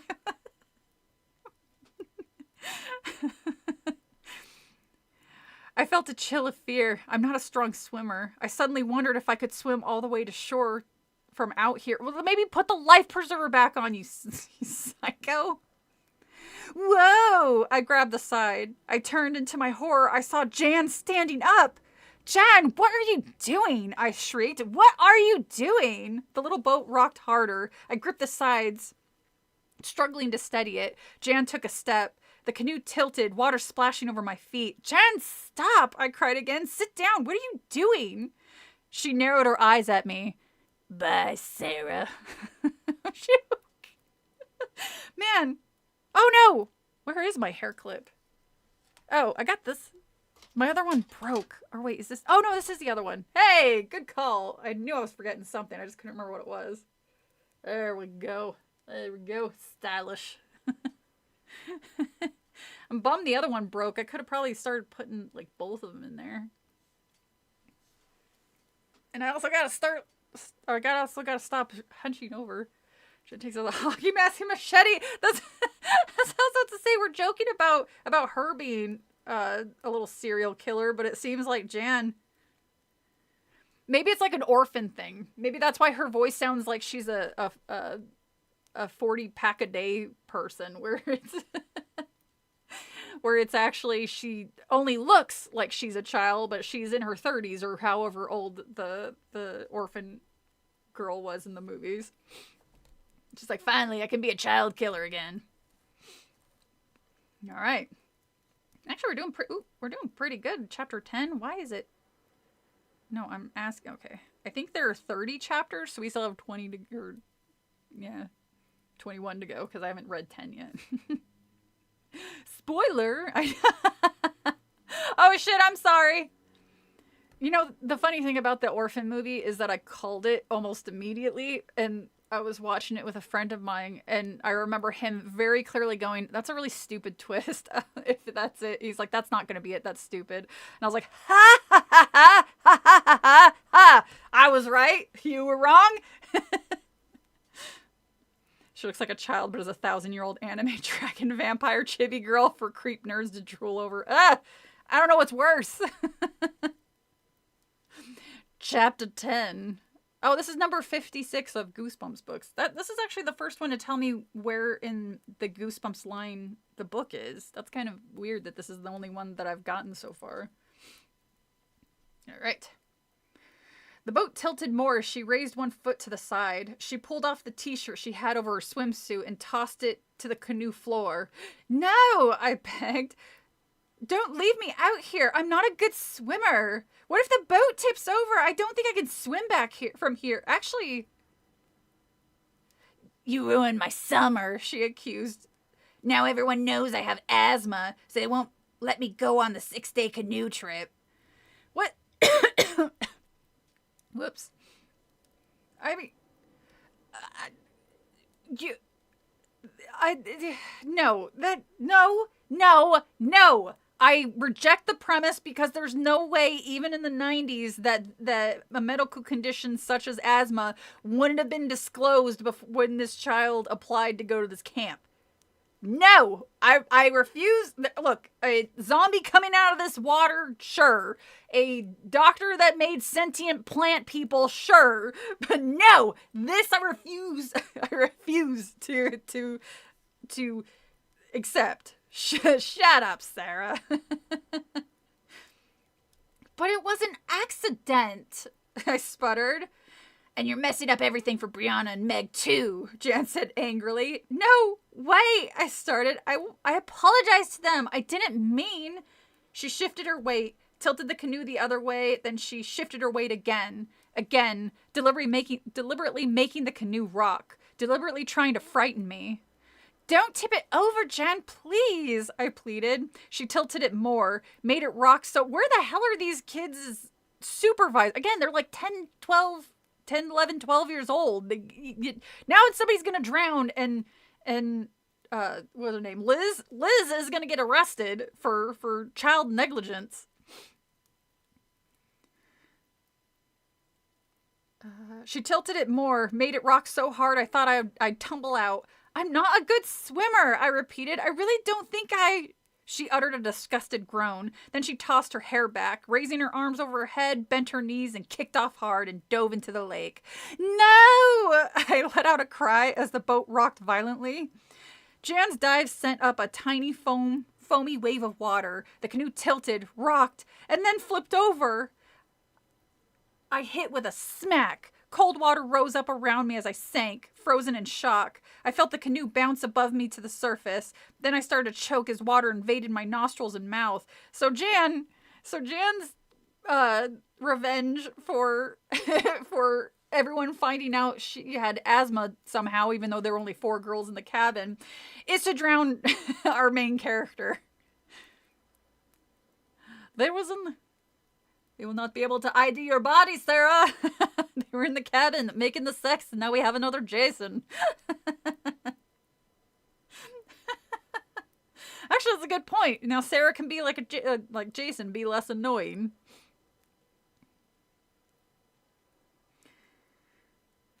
Sputtering and gagging, I thrashed my arms and legs, pushed myself to the surface. I raised my head above the bobbing current. Still sputtering, I sucked in a deep breath of fresh air, then another. Floating on the surface, I saw the canoe bobbing up and down in the water. I struggled to catch my breath, to slow my racing heart. Then I swam to the canoe. I grabbed onto it, wrapped one arm around it, and held on for dear life. Bobbing with the canoe, I squinted in the sunlight, searching for Jan. Jan! I called. Where are you? I turned and searched in all directions. A feeling of cold dread tightened my chest. Jan, can you hear me? I shouted. Oh, I almost sounded British there. The twist is that this is a camp for budding serial killers. Actually, that would be a great twist, because that's what it kind of seems like is happening now. This is like Squid Games, only they're not trying to kill each other for profit. They're just little lunatics. Chapter 11. I held onto the canoe with one hand and shielded my eyes with the other. I shouted Jan's name as loudly as I could, and then I spotted her. I saw her blonde hair glowing in the bright sunlight, and then I saw her red swimsuit, her arms moving steadily, smoothly, her feet kicking up the foamy waves. She was making her way to shore. She swam away and left me here, I realized. What a bitch. It's a full-on camp-wide deathmatch. Yeah. I mean, sounds... Shh, Netflix might hear you and steal your idea. I turned and searched for the other canoes, squinting against the sun. I could see them far ahead of me, too far away to hear my shouts, which, again, negligence. You need to do head counts constantly on that type of shit. Maybe I can turn the canoe over, I decided. Then I can climb in and paddle back to shore. But where were the paddles? I raised my eyes to the camp and saw Jan talking to Liz. She was waving her arms frantically and pointing out into the water, pointing to me. A crowd of kids gathered around them. I could hear excited voices, shouts and cries. I saw Liz pull a canoe into the water. She's coming to rescue me, I realized. Jan must have told her I couldn't swim all the way back. I suddenly felt embarrassed. I knew all the kids on shore were watching me. I knew they were talking about what a wimp I must be, but I didn't care. I wanted to get back on dry land. It didn't take Liz long to paddle out to me. When I pulled myself into the canoe, I started to thank her. But she didn't let me get a word out. Why'd you do it? Why'd you do it, Sarah? She demanded. Excuse me, I gasped. Do what? Why'd you tip the canoe over? Liz asked. I opened my mouth to protest, but only a squeak came out. Liz frowned at me. Jan said you deliberately tipped over the canoe. You don't know how dangerous that is, Sarah. But, I'm calling a special camp meeting about this. Liz said, water safety is so important. The water safety rules must be followed at all times. Camp Cold Lake couldn't exist if campers didn't follow every rule. I wish it didn't exist, I muttered unhappily. So Liz held a long meeting at the lodge, and everyone at camp had to be there. She went over the rules of water safety again, rule by rule, and then she showed an endless slideshow about the buddy system. I sat way on the side and stared down at the floor, but every time I raised my eyes, I saw Brianna, Meg, and Jan staring angrily at me. The other campers kept staring at me too. I guess they all blamed me for this long, boring meeting. Jan probably told everyone at the camp that I was the one who tipped over the canoe. I mean, if she's a shitty camp counselor, sure. Yeehaw! You shut up, both of you. Yeehaw. Other campers kept staring at me too. Oh, sorry.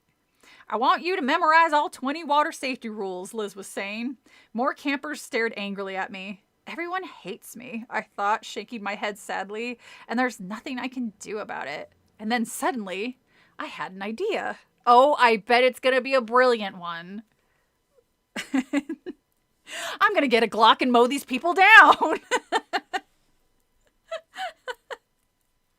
Chapter 12. Look, if the Southern accent is the only accent I can do, I don't need the yeehaw to to be like, all right, I can switch my brain over from Valley Girl to that. But when I'm doing multiple ones, I'm going to run away, I told Aaron. Goodbye, he said calmly. Good luck. I will lure a hungry puma into the dormitory and lock the door. I'm going to poison this whole camp and then pretend it was an accident. No, really, I insisted. I'm not kidding. I'm really going to run away from this camp. Send me a postcard, Aaron said. I had dragged him away from the mess hall after dinner. I really needed to talk to him. I pulled him to the edge of the lake. No one else was down here. Everyone else was still in the mess hall. Yeah, because they're probably eating. I glanced at the canoes stacked in piles of 3 near the water. I pictured Jan's blonde hair in her red swimsuit. I pictured her swimming away, leaving me in the middle of the lake. And then lying to Liz, getting me into trouble.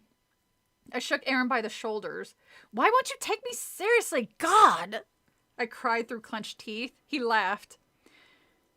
You shouldn't shake a person after they've just eaten the camp meatloaf. He let out a loud burp. You're so gross, I groaned. He grinned. It's a family tradition. Stop joking around. I mean it, I snapped. I'm really unhappy, Aaron. I hate this camp. There's no phone here we can use. I can't call mom and dad. There's no phone at this camp? There's no phone in this camp?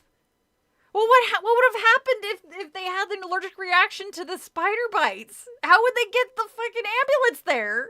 It kind of seems, again, all these camps I read about in these Goosebumps are just horrible liabilities. You guys would be sued into oblivion, I swear. Bear trap in the sleeping bag. Oh my god. Classic summer brain. All these are great. I love all these ones.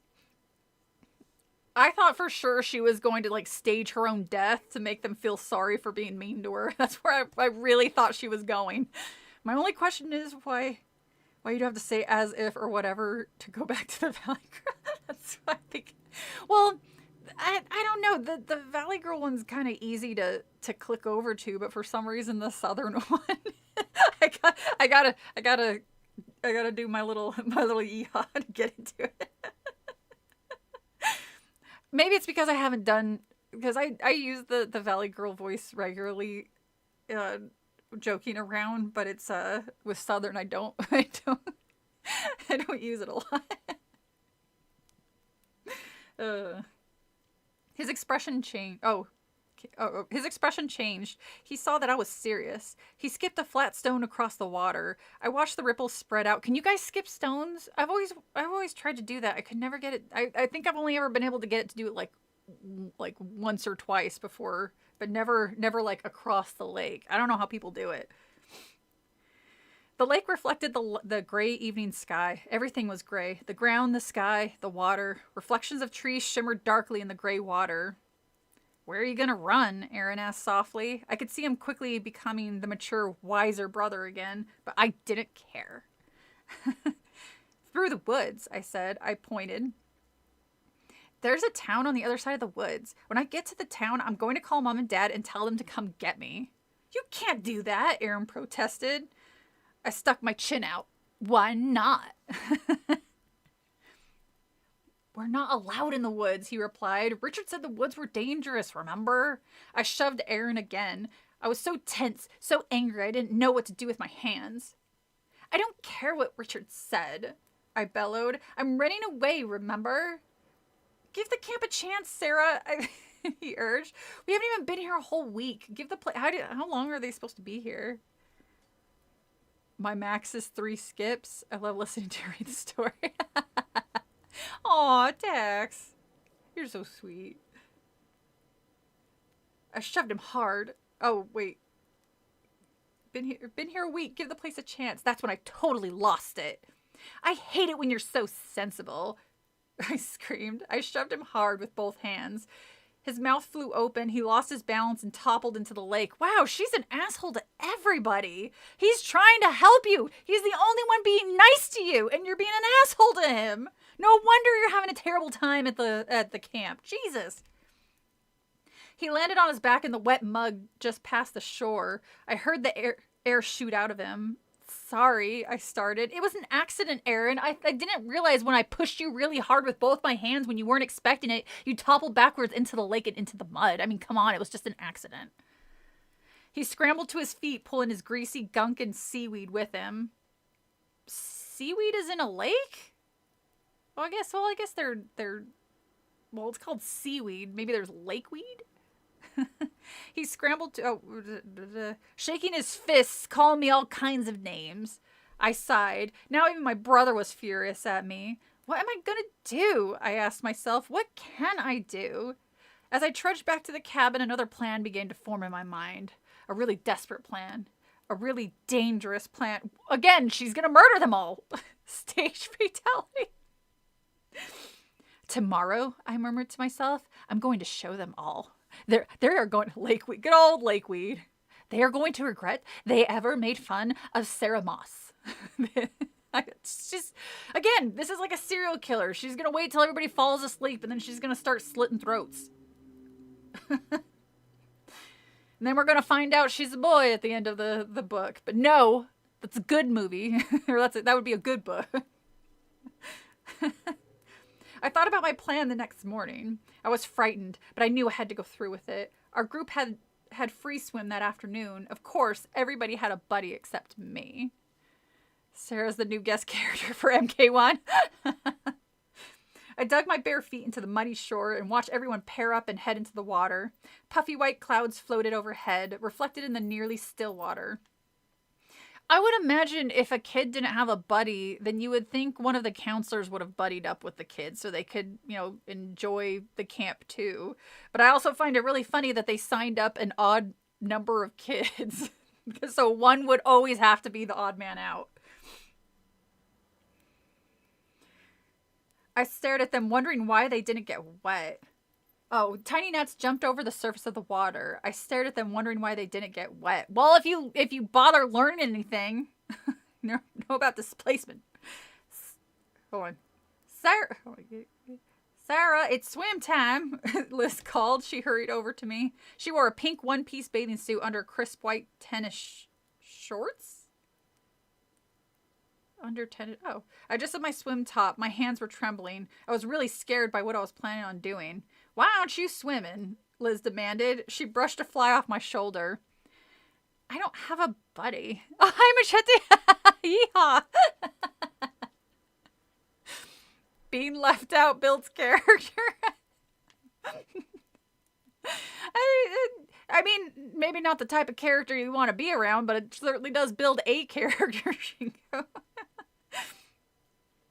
I don't have a buddy, I stammered. She glanced around trying to find someone for me, but everyone was in the lake. Well, Liz twisted her mouth fretfully. Go ahead and swim by yourself. Just stay close to the shore and I'll keep an eye on you, because I certainly don't want to be seen with you. Great, thanks, I said. I smiled at her, then trotted enthusiastically to the edge of the water. I didn't want her to guess what I was going to be. This wasn't going to be a normal swim, that I had something really terrible in mind. I'm going to poison the whole lake. I stepped into the water. Oh, so cold. A cloud rolled over the sun. The sky darkened and the air grew colder. My feet sank into the muddy bottom of the lake. Up ahead, I saw the gnats, hundreds of them, hopping on the water. Yuck, I thought. Why do I have to swim in mud and gnats? Jesus. You don't have to. You can just sit at the shore and just say, oh, I don't feel like swimming. I don't think they're going to toss your ass into the water. I took a deep breath and stepped out farther.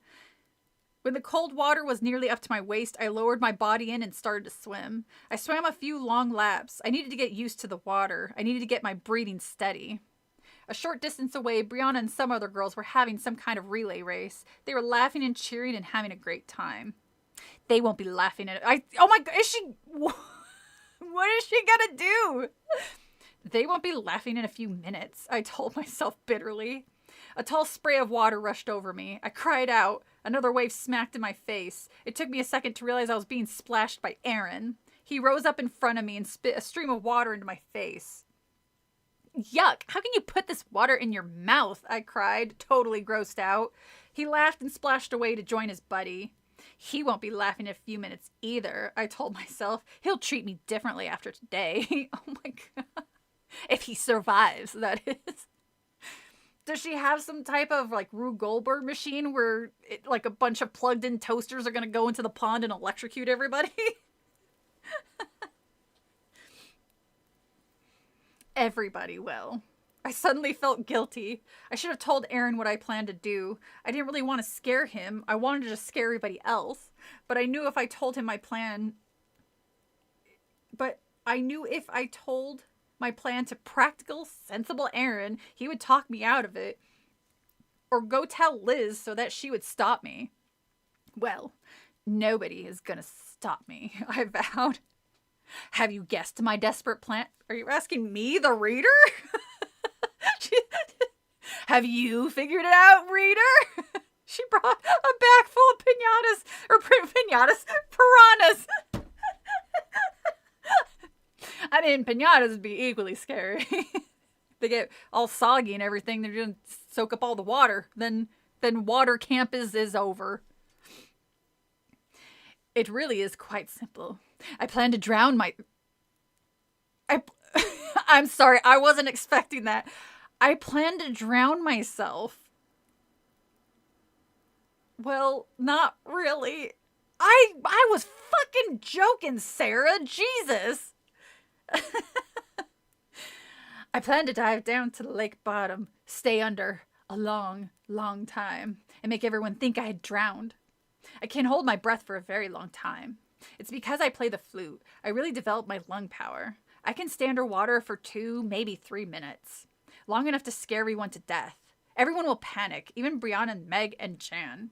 Everyone will feel sorry for how mean they were to me. Or they're just going to be like, why did you do that? Why did you try to scare everybody like an asshole that we already knew you were? Long enough for everybody will panic, or everyone to panic. Feel sorry for how mean they were to me. I'll get a new start. After my close call in the lake, this is also a very little kid thing to think. Everyone will want to be my friend and be nice to me. And she died, the end. Spoiler! I took one last look at the laughing, shouting swimmers. Then I sucked in a big breath, the biggest breath I'd ever taken, and plunged down to the bottom of the lake. Maybe she plans to come back as the vengeful undead. You know what? If that's the case, good for her. Good for her. I mean, that's more planning than I'd do at 12 years old. Chapter 14. This is a fun one. I love how what an asshole this main character is, and what an idiot she kind of is too. Did little girls really think like this? Goddamn. No, this was written by a man. How old was R.L. Stine? Like in his 30s around this time? Maybe a little bit younger. He's like, this is what kids sound like, right? Or little girls. I was like, I don't know. I just remember playing with dolls and toys and pretending like we were horses. That's what I remember. Or fairies or whatever. I don't remember pranking people up to the point where we pretended we drowned, but I don't, maybe this is like a regional thing. Chapter 14. The lake was shallow for only a few feet. Then the lake bottom gave way to a steep drop. I kicked hard, pushing myself away from the other swimmers. Then I pulled myself upright, lowering my feet. Yes. I dropped my hands to my sides and let myself sink down. I opened my... Wait, what is the thing that divers, they have to stop and like take oxygen in, otherwise they get, what is it, hypoxia or something like that? Jenny the Whore. Yeehaw! God damn it, Adam. Yeehaw is gonna be a thing now, isn't it? I opened my eyes as I dropped to the lake bottom. I saw only green. Or waves of pale light shimmered through the green. I'm floating inside an emerald, I thought, floating down into the sparkling green jewel. You pretend your horses. The bends, thank you. Yeah, that sounds... Epoxy? No, that's not what I said. I said hypoxy or something like that. But yeah, the bends. I pictured the tiny emerald on the ring my mom wore every day, her engagement ring. I thought about mom and dad, thought about how sad they'd be if I really did drown. We never should have sent Sarah to that water sports camp, they would say. My feet hit the soft lake floor. A bubble of air escaped my mouth. I pressed my lips tighter, holding the air inside. They probably didn't even notice, probably wouldn't even notice she was missing if the way hyperbole. It's a very New Vegas story. Yeehaw. Holding the air inside, I slowly floated up towards the surface. I closed my eyes. I kept my whole body still to make it look as if I drowned. I pictured the horror on Liz's face when she saw my body floating so still, floating under the water, my hair bobbing on the surface. I almost laughed when I thought of Liz leaping into the lake to rescue me, having to get her crisp white tennis shorts wet. I forced myself to remain still. I shut my eyes even tighter, and I thought about Brianna, Meg, and Jan. They'll feel so guilty. They'll never forgive themselves for the way they treated me. After my close call, they'll see how mean they were, and they'll want to be my best friends.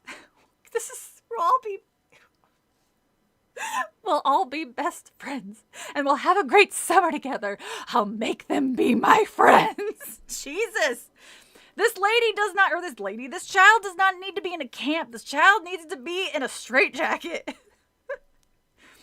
My chest began to feel tight. The back of my throat began to burn. I opened my lips and let out a few more bubbles of air, but my throat still burned, so did my chest. I floated face down. I kept my legs stiff and let my arms hang loosely at my sides. I listened for shouts of alarm. Someone must have spotted me by now. I listened for cries of help, for kids calling Liz, but I only heard silence. The heavy silence you hear when you're underwater. I let out another bubble of air. My chest really hurt now. It felt as if I was going to explode. I opened my eyes. Ew, you opened your eyes? She opened her eyes in the water? I want to see a full playthrough of Jenny playing New Vegas with constant EOS. Oh God, I don't even know where to start with an Elvis impersonation. She will torture them until they love her, exactly. I mean, I can't... See, I thought about playing like New Vegas or Fallout 4, but I was like, that's not really horror-based. But if it's something that you guys would want to watch, then yeah, totally. I'll play New Vegas. As long as it's on Steam.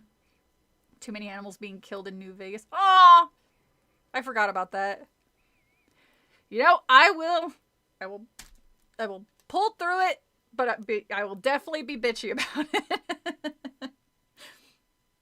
All right. Where is it? I opened my eyes. Was anybody nearby? Anybody coming to rescue me? I only saw green. Where is everybody? I wondered. Liz must have spotted me by now. Why isn't she pulling me out of the water? I pictured her again in her white tennis shorts. I pictured her tan arms and legs. I pictured her red hair.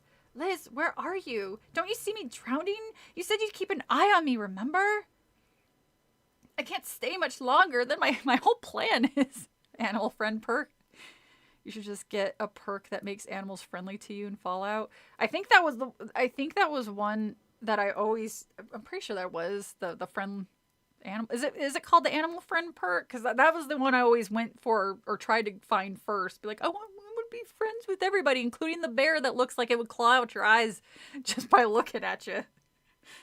And that, oh God, I had it and I lost it. The big thing that my dumbass saw when I first stepped out in game. I was like, ooh, what's that? And it killed me. It knocked my ass across the plains. What the hell is that giant thing called? But I was like, well, if it's right by, it can't be that hard to kill if it's right by where I first started.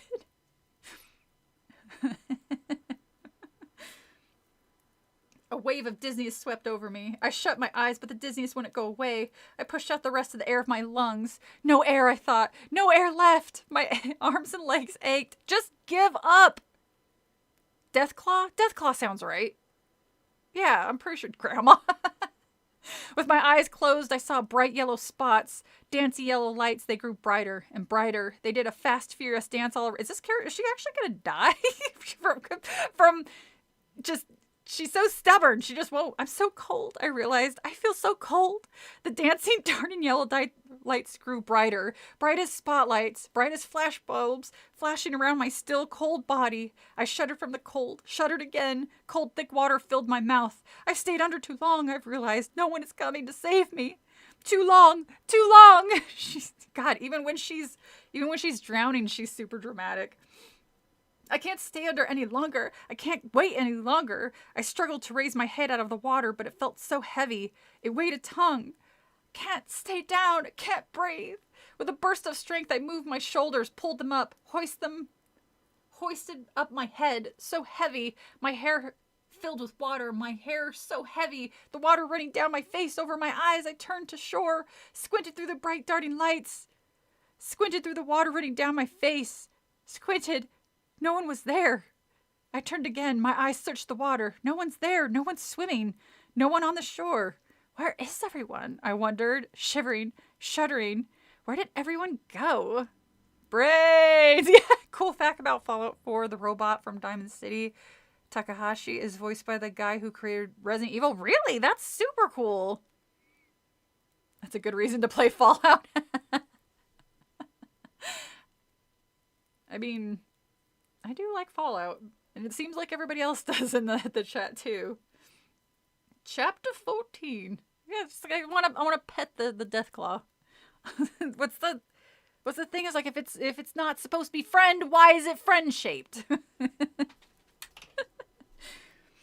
All right, so what do you guys think the twist is at this point? Do you think she's actually dead? She's such a drama queen. She's probably only her foot underwater, probably. So I wonder if she died. Because that would be surprisingly dark for a Goosebumps book, actually. If she died and now she's like a ghost that's haunting. She's dead. You think she's dead? That seems so dark of... If that turns out to be the case, it'd be a good twist, but it also seemed like it'd be crazy dark for a kid's horror book. You're playing Fallout 4 with mods? Nice. She dies. Mirelurks are too freaking creepy in Fallout. They are not friend-shaped. I said the Deathclaws, the big monster thing that kind of looks like Godzilla 1998 or whatever that thing looked. Chapter 15. Ooh, we're halfway there, folks. I struggled ashore. My feet were numb. I couldn't feel the muddy bottom as I staggered out of the water. I rubbed my arms. I couldn't feel the touch of my hands. Couldn't feel the water pouring off of me, running down my back. I was numb all over. Where is everybody? I called. But did I make a sound? Did I have a voice? I couldn't hear myself. I stepped onto the grass and shook myself like a dog, trying to get dry. Trying to shake some feeling onto my cold, numb body. Where did you all go? I was trying to show you guys, or trying to make you guys my friends by drowning myself. She was dead the whole time. That's probably why they were actually being mean to her. That's why they have the readers beware warning on front. Oh, good point. Hello, people. Hugging myself, I stumbled forward. I stopped when I saw the canoes, all tacked up down by the shore and tied up. Weren't kids canoeing today? Weren't the canoes all out in the lake? Hey! I shouted. But I couldn't hear my own shout. Where is everybody? No one on the shore. I spun around, nearly losing my balance. Nobody in the water. No one anywhere. I stumbled past the life preservers and rubber rafts, covered with the canvas tarp. Isn't anyone going to use them? I wondered. Why are they covered up? Why did everybody leave the lake so quickly? Well, there was suddenly a dead body in it. Why would you want to swim in a lake with a dead body in it? Shivering, hugging myself, I made my way toward the lodge. I gasped when I noticed the trees. Bare. All winter bare. No! Why do they always do? No! A frightened wail escaped my throat. A silent wail. Could anyone hear me? When had the leaves fallen? Why had they fallen in the middle of summer? I started to trot along the path to the lodge. So cold. Something stung my shoulder. Something tingled my eyelids. Snow? Yes. Tiny white flakes drifted down, blown by a steady breeze. The bare trees rattled and creaked. I brushed snowflakes from my wet hair. Snow? That's impossible. All impossible. Hey! My shout echoed through the trees. Or did it? Could anyone hear my frightened call? Help! Somebody help! Someone pay attention to me! Some call them dead bodies, some call them pickled. Oh my god. Silence, except for the creaking trees climbing overhead. I started to run again. My bare feet moved silently over the cold ground. The cabins came into view as I made my way out of the trees. Their flat roofs were covered in a thin layer of snow. The ground was gray as the sky. The cabins were all dark and shingled walls gray all around me. I pushed open the door of the first cabin I came to. I need help! Somebody pay attention to me, please! At this point, there's only one character I care about. I think we know why. Is it Liz? No one there. No camp trucks, no clothes, no anything. I raised my eyes to the bunk beds against the wall. The blankets, the sheets, the mattresses, all had been taken away. I guess this cabin isn't being used, I thought. I backed out of the door, turned and ran down the row of cabins, all dark and silent. My cabin stood where the path curved up the hill. With a sigh of relief, I ran up to it and pushed open the door. Brianna, Meg, bitches, where is everybody? She blacked out and killed everyone. Oh, I would like that one too. Empty and dark. The mattresses were gone. The posters pulled down. The posters pulled down? No clothes, no bags or trunks. No sign anyone had ever lived in here. Where are you? I shrieked. Where am I? Where's my stuff? Where's my bed? This is really rude of all you guys. Should become Jason for a few hours. Where's my stuff? Uttering another terrified wail, I lurched out of the cabin. It was so cold, running through the cold in my wet bathing suit. I tore through the camp, pulling open doors, peering into bare, empty rooms, calling for somebody, anyone to help. Into the main lodge, my eye... Actually, this isn't terrible. This isn't a terrible setup as I'm reading it. She went under pretending to drown, possibly actually drown, and now her spirit is like, I don't know, maybe months ahead, or maybe she's like in the afterlife where it's all cold and dark and shit. I mean, it would be kind of cool if we liked this character at all or cared about her. Why couldn't I hear myself? I burst into the mess hall. The long wooden benches had been stacked on top of the tables. The kitchen stood dark and empty. What has happened? I wondered. They were just, they saw what you were doing and they were just waiting for you to do it. And then they're like, all right, everybody, go, go, go, go, grab your shit and go before she comes back up. We got 3 minutes tops. Where did everybody go? Why'd they all leave? How'd they leave so quickly? And how can it be snowing? I stumbled back into the cold gray, wisps of gray fog floating low on the gray ground. I hugged my frozen body, trying to warm myself. Terrified and confused, I wandered from building to building. I felt as if I were swimming again, swimming in the thick gray mist, swimming through the endless layer of gray. And then I stopped when I heard a voice. A tiny voice. A girl's voice. Braces, girl. Singing. She was singing in a high, frail voice. I'm not alone, I cried. I listened to her song, a sad song sung so softly. Wow, that's one of those tongue twisters, I think. A sad song sung so softly. Well, I guess maybe with S's it's not that. And when I called out, and then I called out to her, where are you? I can't see you. Where are you? Chapter 16. I can, this... At this point, if I was reading this as a kid, I could see it being kind of creepy to me. I followed the tiny voice to the lodge. I saw a girl perched on the wooden steps. Hey, I called. Hey, I was looking for someone. Can you help me? Can you stop singing your stupid song? She kept singing as if she didn't see me. As I walked closer, I realized she was singing the Camp Cold Lake song in her tiny, light voice. She had long curls of white blonde hair that flowed down the sides of her face. A pretty face, delicate and pale. So incredibly pale. She wore a sleeveless white t-shirt and a white short shorts. Oh, okay. Snowflakes fell all around us. I shivered, but she didn't seem to notice the cold. She tilted her head from side to side as she sang. Her round blue eyes stared up at the sky. They reminded me of shiny blue marbles on her pale, pale face. It's Miley Cyrus. I stepped up in front of her and brushed snowflakes from my forehead. She didn't turn to me until her song was finished. Then she smiled. Hi, Sarah. Her speaking voice was as soft as her singing. How did you know my name? I stammered. Her smile grew wider. I've been waiting for you, she replied. My name is Della.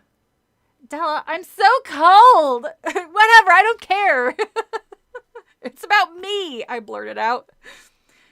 She rose to her feet, turned, and pulled something out from behind the steps. A white bathrobe. She held it up and slipped it around my trembling shoulders.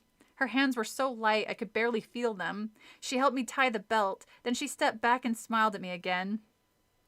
I've been waiting for you, Sarah, she said. Her voice was a sigh, a whisper. Excuse me? I cried. Waiting? She nodded, her white blonde hair flustered with every move of her head. I can't leave without you, Sarah. I need a buddy. I stared at her, trying to understand. Where is everybody? Shut up about this, whatever it is. You have a problem. It's about me right now. I brushed snowflakes from my eyebrows. How did it get to be winter, Della? You'll be my buddy, won't you, Sarah? Her blue eyes burned into mine. Her hair glowed around her pale face. I blinked. I don't understand, I started. Please answer my questions. You'll be my buddy, won't you, Sarah? She repeated, pleading with those amazing eyes. I've waited so long for a buddy, Sarah. So long. But Della... She started to sing again. I shoved my hands into the pockets of the robe. I shivered. I couldn't get warm. I couldn't stop shaking. Why was she singing the Camp Cold Lake song so sadly? Why wouldn't she answer my questions? How did she know my name? And why did she say she was waiting for me? Della, please answer my questions because it's about me again. Singing her strange, sad song, she floated up to the wooden stairs to the lodge. Her hair shimmered golden in the gray light. Swirls of fog curled around her as she moved. I cried out when I realized I could see right through her. Della? She floated over the stairs. Really? You cried. She was floating, and it wasn't until you realized you could see through her that you got freaked out. That's the point that you scared. All right, fine. She floated over the stairs, tilting her head from side to side as she sang in a breathy whisper of a voice. Della?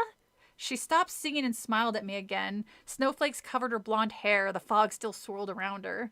I could see the dark shingles of the lodge through her body. I stared right through her.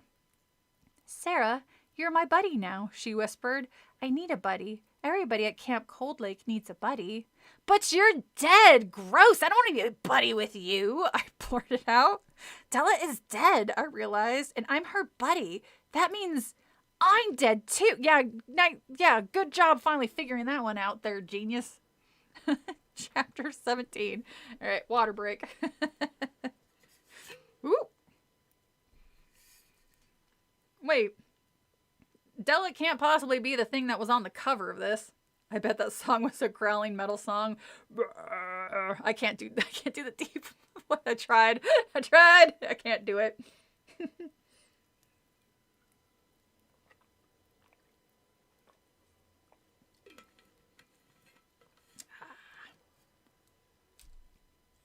Whose water broke? Oh, Audie. You are a card.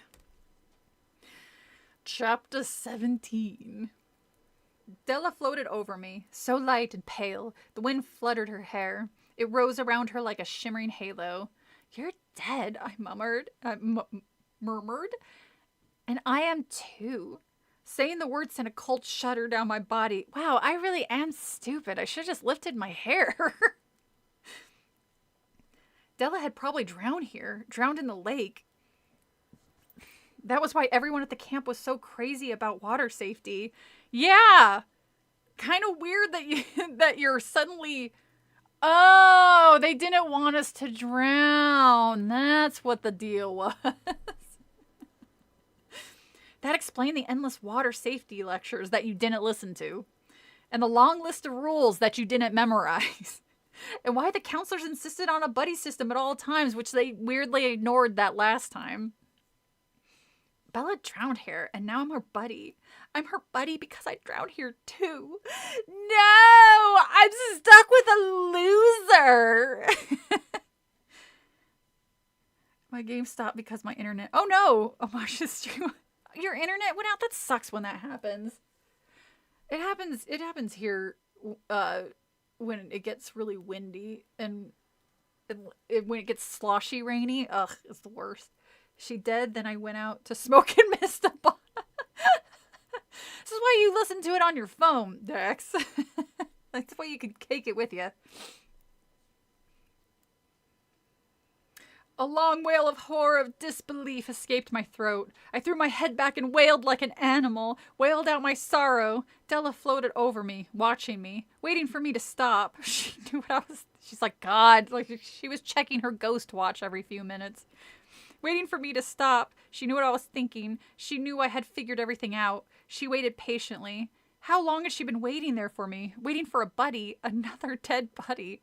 How long has she been waiting for another unlucky girl to drown? I moaned. No, I won't do it, Della. I can't do it. I won't be your buddy. I won't. I spun around, so dizzy I nearly dropped to my knees. I started to run. The white robe flew open. It She can fly. Or float, I guess. It flapped beside me like wings as I ran away from her, ran barefoot over snowy ground, ran through the swirls of fog through the gray. Come back, Sarah, I heard Della call to me. Come back. You have to be my buddy. I'm trapped here. Trapped as a ghost. I can't leave this camp. I can't get to the other world without a buddy. But I didn't stop because I'm a selfish asshole. I kept running through the camp, past the cabins, past the supply sheds at the end of the woods. I kept running from her calls, running from her ghostly voice. I don't want to be her buddy, I told myself. I don't want to be a ghost. It's so lame. I blinked away snowflakes as I ran through the bare, crackling trees, ran without looking back. I stopped when I reached the lake shore, stopped when I felt the cold water lap over my feet, the cold gray water. I struggled to catch my breath, but my chest hurt. Felt about to explode. Gasping, I turned and saw Della floating through the trees, floating towards me, her eyes glowing with blue fire. You can't leave without me, Sarah, she called. You can't leave, Sarah. I turned away from her, turned back to the water. My chest, my head, everything hurt so much. I couldn't breathe. My chest was going to burst. I sank to the mud as the gray faded to black. So ghosts can pass out? That's, Chapter 18. Pinpricks of white danced around above me. I thought of fireflies darting above the grass late at night. The tiny lights grew brighter, round like flashlight beams, brighter still, until I was staring at a glowing ball of gold. I blinked. It took me a while to realize I was staring up at the sun. I turned my head away. I suddenly felt heavy. I could feel the ground beneath me. I could feel the weight of my body on the ground. My body. My solid body. Coming back to me. I heard a groan. Someone moved above me. I blinked several times and squinted up at Liz. Her face was red. Her mouth was twisted in a hard scowl. I groaned as she pressed both hands on my chest, raised her hands and pressed again. I felt water slide from my open mouth. I choked. I felt more water pour down my chin. She's coming around, Liz announced. She pressed hard on my chest again. She's alive, Liz cried. Behind her, I could see bare legs, swimsuits, campers. Yes, the other campers. Now they'll be my friends. Now they'll be my friends.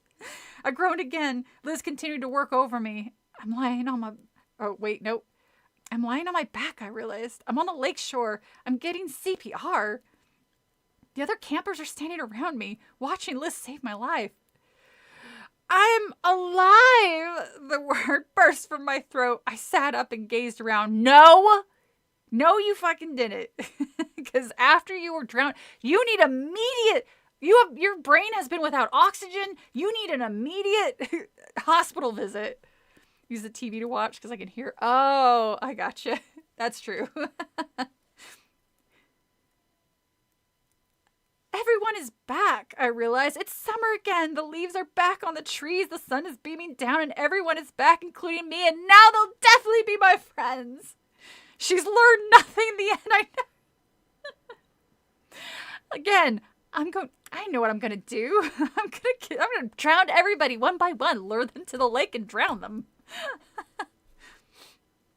Liz uttered a sigh and sank back to her knees. Sarah, are you okay? She asked breathlessly. She mopped sweat from her forehead with the back of her hand. Are you okay? I think so, I murmured. I had the sour taste in my mouth. I still felt a little dizzy. Behind Liz, some campers cheered and applauded. We thought you were gone for a moment, Liz sighed. We probably should have called, somebody, but as previously established, this camp weirdly doesn't have a phone, so... You stopped breathing. What a scare. 2 counselors helped me to my feet. I tried to shake off my dizziness. I'm okay, I cried. Thank you, Liz. You saved my life. Now who wants to be my best friend? I hugged Liz. Then I turned and hugged Aaron. Brown and Meg were standing nearby. I startled them by hugging them too. I was so happy to be alive, so happy to be away from the gray winter, away from that frightening ghost girl in the empty camp. Sarah, what happened? Liz asked, placing a hand on my still wet shoulder. She gently brushed back my hair. I'm not sure, I told her. You stopped breathing, Lucky. Liz shuddered.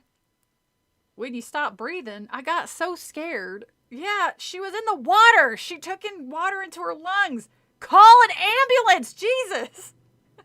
Is the nurse even there? Shouldn't the nurse be there? I'm fine now, I told her with a smile. Thanks to you. She did it for attention. I heard someone mutter, Jesus. I turned and saw Jan. Oh, sorry. She did it for attention. I saw Jan whispering to another girl. Now everybody has to say, poor Sarah. Uh-oh. Jan whispered nastily. Now everybody has to be nice to her. I felt hurt, even though it was true. I opened my mouth to say something to Jan, but I was so happy to be back, so happy to be alive, I just ignored it. They are not wrong. Exactly, she's not wrong. I rested my hand on Aaron's shoulder and let him walk me back to my cabin. I'm going to enjoy the rest of camp, I told my brother. I really am. The nurse checked me out carefully. Then I rested all afternoon. I took a long nap. You're lucky you woke up from that nap after that. When I woke up, I was starving. I realized I hadn't eaten all day. I pulled on jeans and a camp sweatshirt and hurried to the campfire. As I trotted down the path towards the clearing by the woods, the aroma of hot dogs and hamburgers on the barbecue drifted out to me. Richard greeted me at the campfire circle. "Sarah, you look great, bro," he exclaimed. "I heard about what happened at the lake." "Well, I'm fine now," I told him. "I feel great." "Hey, so no more close calls," he scolded, "or else I'll have you swim in the kiddie pool. You know we can't have another kid drowning after that last one." She said, she quietly said, "Yeah," under her breath. Everyone knew. That's the narrator of your story. I don't want to be too obvious. "I'll be more careful," I promised. "You better, because we don't have a kiddie pool." He joked. I laughed. "Now take a seat, brah," he said, pointing at the circle of logs. "Take a seat, everyone," he called out. "We're going to have a meeting before we eat. Now that somebody almost died, we should probably go over the rules a fifth time, because you kids are apparently idiots." Most of the campers had already taken their places. I glanced around the circle quickly, searching for a place to sit. "Sarah! Oh, Sarah!" a voice called to me. "Sarah, over here." I let out a shocked cry when I saw Della. Della, by herself on a log back near the woods, her blonde hair shimmering around her pale face, the pink evening sunlight shining through her body. "No!" I moaned. "Come over here," Della called. "Please, sit here. Be my buddy." She's like, "Look, I don't like it any more than you do, but I kind of gotta take what I can get."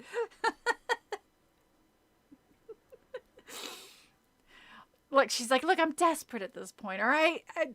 I don't like you and you don't like me, and I definitely don't like you, but I need to get out of here." Chapter 19. I raised my hands to my cheeks and let out a shrill scream. "Ah!" Like that one kid in that one movie that was popular in the 90s, remember? "No, you're not here," I wailed. "You're a ghost. You don't belong here. I'm alive." Is she doing this where people...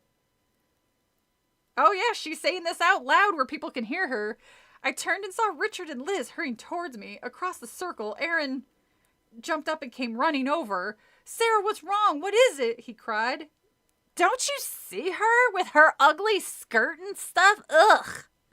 I pointed at the log. "She's a ghost, but I'm alive." Liz wrapped her arms around me.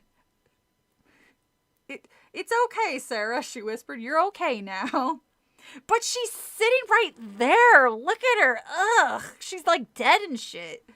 Everyone turned to the log. "Bro, there's no one there," Richard said. He narrowed his eyes at me. "You're in terrible shock," Liz said softly. "A terrible shock. You're not quite yourself, Sarah." "But God, why doesn't anybody ever listen to me?" I saw Brianna, Meg, and Jan huddled together, talking softly, watching me. What are they saying about me, I wondered. Hey, focus for like 2 fucking seconds. There's a ghost girl calling to you on a log, and everybody around you thinks you're crazy, but you care more about what these 3 girls are saying about you. Like, priorities, Sarah Moss.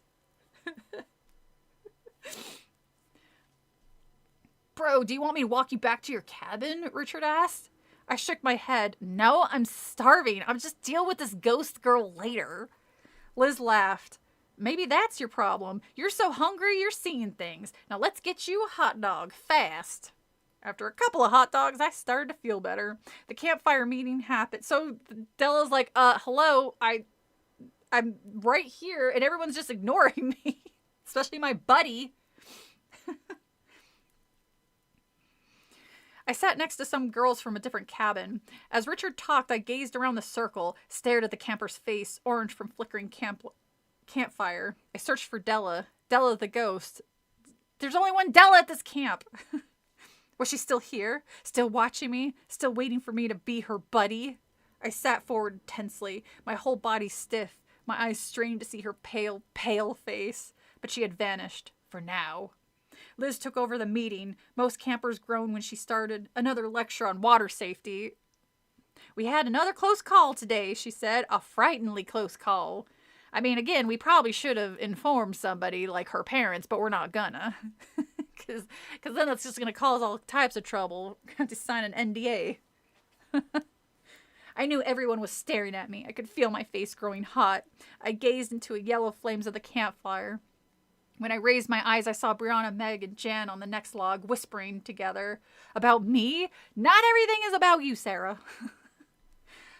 Our water safety rules are so important here at Camp Cold Lake, Liz was saying. Some campers joke that they have so many rules. It's the curse of Camp Cold Lake because we talk about the rules so much. She pressed her hands against her side.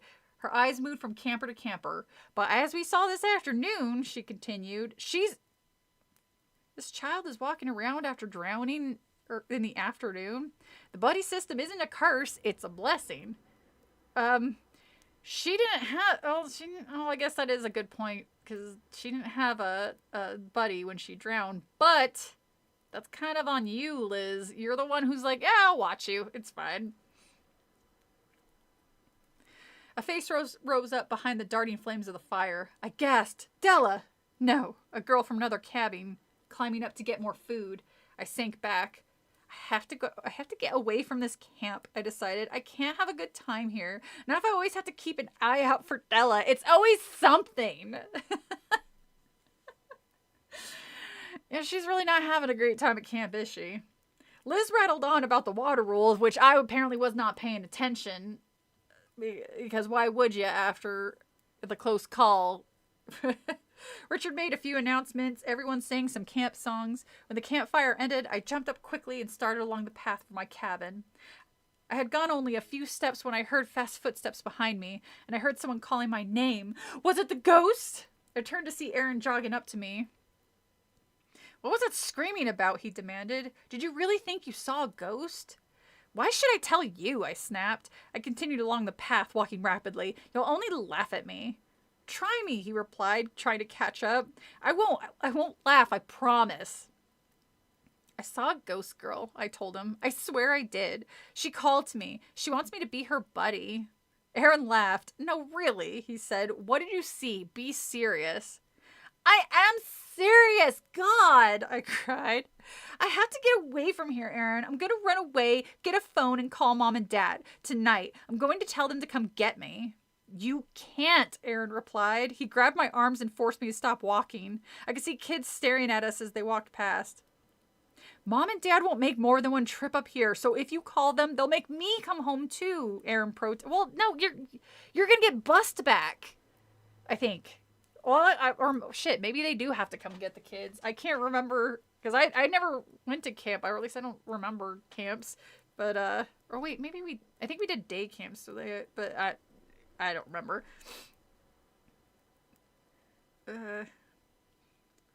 Aaron protested. I don't want to leave. I'm having a good time. I don't care that my sister drowned and survived and is walking around less than 24 hours afterwards.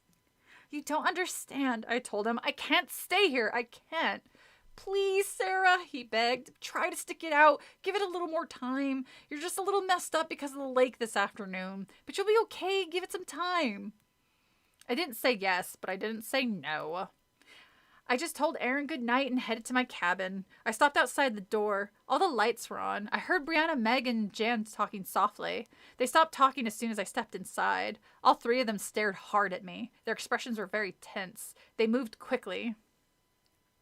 Moved towards me as I started across the room. They formed a circle around me, surrounding me. What? What is it? I cried. What are you going to do? Chapter 20. Oh, it's actually going by pretty quick. There hasn't been any short chapters, I've noticed. Unless this one's one. Oh, no, right when I said it, I was like, oh, chapter 20 is like a paragraph. We want to apologize, Brianna said. We were kind of rough on you. Oh, sorry. We were kind of rough on you, Jan added in her scratchy voice. We're really sorry. We've been talking about it, Brianna said. We decided we were being really unfair, Meg interrupted. We're sorry, Sarah. I'm sorry too, I stammered. I was so stunned by their apologies I could barely speak. Let's start over, Brianna suggested. She grabbed my hand. It's nice to meet you, Sarah. My name's Brianna. Excellent, a fresh start, Jan declared. Jan, you were the one that was like, ugh, she did this on purpose. She drowned on purpose. Thanks, I'm really glad, I told them, and I meant it. Jan turned to Brianna. When did you do that to your nails? Brianna grinned and raised both her hands. Her fingernails were a shiny bright purple. It's a new color, she said. I did it after our swim. What color is it? Grape juice, I think, Brianna replied. They all have such crazy names. She dug the bottle of nail polish from her pack and held it out to me. You want to try? Well, sure, I guess, I replied. All four of us stayed up far past lights out, making our fingernails purple. Later, I lay in my bunk, drifting off to sleep. I had a smile on my face, thinking about my 3 bunkmates, my 3 friends. This is so sad. They really cheered me up, but my smile faded when I heard a whispered voice floating across the dark cabin. Sarah, Sarah. I gasped, and then the frail voice, soft as the wind, was so close to my ear. Sarah, I thought you were my buddy, Sarah. Why did you leave me? No, please, I begged. Sarah, I waited so long for you, the ghostly voice whispered. Come with me, Sarah. This isn't the end, is it? No, I think there's 30 chapters. And then an icy hand gripped my shoulder. Chapter 21. So we've got we're still we're still a bit away. Oh! I bolted up in the bunk and stared out at Brianna's dark eyes. She let go of my shoulder. Sarah, she whispered, you were whimpering in your sleep. What? My voice quivered. My heart pounded. I realized I was drenched in sweat. You were whimpering in your sleep, Brianna repeated, crying and moaning. I thought I'd better wake you up. Thanks, I choked out. Must have been a bad dream, I guess. I have to watch the rest. Oh, okay. Good night, Adam. Needy bee found a needy bee. I know, right? A bad dream? I didn't think so. Hold on. Sorry, I'm gonna do it again. Yeehaw. You can skip the long distance swim if you want, Liz told me at breakfast the next morning. She leaned over my chair as I downed my cornflakes. Why does this bitch always have cornflakes? There's all this other good shit. Pancakes and waffles are so much better than cornflakes, you weirdo. I could smell the toothpaste on her breath. Well, I hesitated. How long is the They're really... No! She does not. She's going to be drowned by the little ghost girl. We're swimming halfway across the lake, Liz replied. Halfway out, then back. I'll be in a boat in the halfway point. It isn't really that far. But if you really feel like skipping it today... I sat down my spoon. I could see Meg and Brianna watching me from across the table. Besides me, Jan was struggling to choke down the half-toasted frozen waffle. Okay, fine, so I guess they're not always good. Come on, swim with us, Brianna urged. I'll be your buddy, Jan said. I'll swim with you. No, you're gonna drown me. I'll swim with you, Sarah. Our frightening canoe adventure flashed into my mind. Once again, I pictured that horrible moment when Jan jumped up from the canoe, tipping it over and leaving me there. But things were different now. We're really friends now. All 4 of us, we're friends now. I had to forget about what happened in that canoe because we're friends now. The cornflakes are going to be part of the twist. I know. They mention it quite a lot. I had to forget about our bad start. Okay, I agreed. Thanks, Sarah. I'll be your buddy. I turned back to Liz. I'm ready to swim. The morning sun still floated low in the sky. It kept fading behind the broad gray clouds, and each time the sun disappeared, the air became cold as the water. The lake was so cold in the early morning. As I waded in, I suddenly realized why it was named Cold Lake. Yeah, you said it was cold like 100 times. We all stepped carefully into the water, shivering and complaining. The water lapped over my ankles, stinging them. I stopped with a gasp and waited to get used to the cold. I raised my eyes to the sound of the motorboat and saw Liz chugging to her place in the middle of the lake. When she reached the spot, she cut the engine. Then she picked up an electric megaphone. Warm up first, everyone, she instructed. We all laughed. Warm up? How are we supposed to do that? It's freezing. Two girls near the shore began splashing each other. Stop it! Whoa, it's cold! One of them shrieked. Another one took a few steps over to the lake bottom. I adjusted the top of my blue swimsuit. We need wetsuits, I told Jan. She nodded, then waded out until the water lapped at her waist. Come on, Sarah, stick together. She motioned me to follow. I took a deep breath and plunged into the water.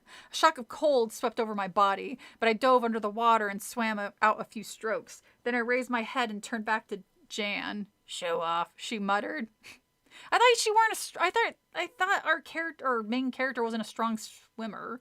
She said that a few times, but apparently she's showing off now. Look, I'm not drowning. Fucking show off. I laughed. It's refreshing, I exclaimed, brushing my wet hair back. Come on, just push off. It isn't that bad. Jan lowered herself into the water. Most of the swimmers were already in the water now, moving in circles, floating on their backs, treading water. Line up, everyone, Liz instructed from her boat. Her voice through the megaphone echoed off the trees behind us. Line up, 2 at a time, let's go. It took a while for everyone to get in place. Jan and I were second in line. I watched the first 2 girls begin to swim. One of them moved with smooth, steady strokes. The other one splashed and thrashed. Another person drowning. Everyone cheered them on. Jan and I gave them about 2 minutes head start, then began to swim. I tried to copy the first girl's rhythmic strokes. I didn't want to look like a klutz. I knew all the other swimmers were watching, but let's be real, I'm not exactly headed for the Olympics. Jan pulled ahead easily. As we swam, she kept turning back to make sure I was keeping up with her. The turnaround spot was just past Liz's motorboat. I kept my eyes... I don't know why I'm suddenly slipping into... I saw Liz and my brain's like, oh, I gotta do the accent. Eyes on it and followed Jan through the water. It seemed very far away. Jan picked up speed. My arms started to ache about the halfway to the boat.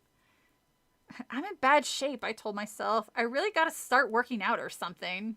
Liz's boat bobbed gently up ahead of us. Liz was shouting something in the megaphone, but the splash of the water kept me from making out the words. Just up ahead, Jan picked up the pace.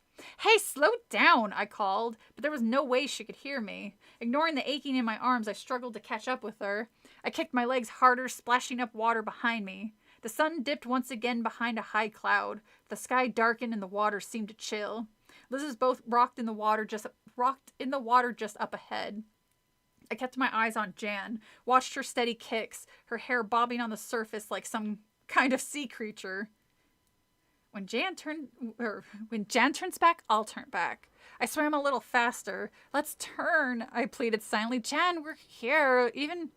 We're even with Liz's motorboat. I'm ready to turn back. But to my surprise, Jan kept oh, it's not Jan. Ooh, it's what was it named? Deli? Fiber. Let me volunteer to be swimming buddies with the asthmatic. Oh, yeah, that's a good point. I mean, the asthmatic that tried to kill her earlier. Her head ducked under the water. Her arms moved easily, gracefully, pulling her farther ahead of me. Jan! My arms ached. My chest began to burn. Jan, can we turn back now? She swam steadily ahead. With a burst of energy, I pulled myself forward. Jan, wait, I called. We're supposed to head back. She stopped stroking. Did she hear me? Breathing hard, my chest burning, I swam up to her. Jan, I gasped. No, not Jan. It wasn't Jan, it was Della. You sneaky bitch. Keep swimming, Sarah, she whispered. We're going to swim farther and farther. You're my buddy now. Look, Della, I already said no. You can't keep chasing after me and think I'm gonna change my mind. I said no. Chapter 22 was 75% through, you guys.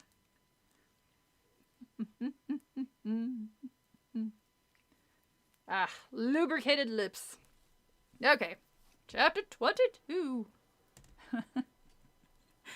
She grabbed my arm. I tried to tug away. My wet arm slid in her grasp, but her grip tightened around my wrist and she held on to me, pulling me with her.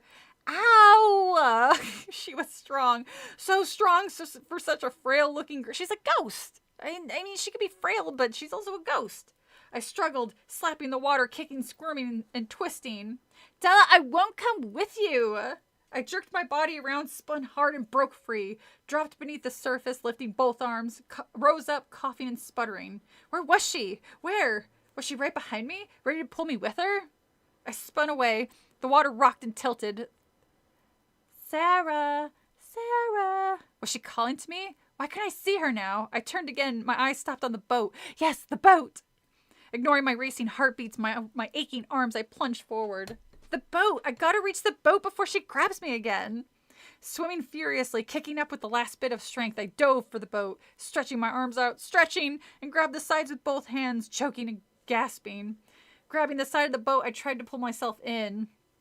Liz, help me! The words escaped my throat in a hoarse whisper. Liz, help me in! The sun burst out from behind the clouds, and I stared up into the blinding golden light. Liz, please! Hands reached down for me. She bent to pull me into the motorboat, leaned forward, pulling me up. Blinking against the bright sunlight, I raised my eyes to her face. No, not Liz's face. Not Liz. Della. Wow, Della, she is persistent. She's like, look, I'm tired of fucking around here. I would like to leave this plane.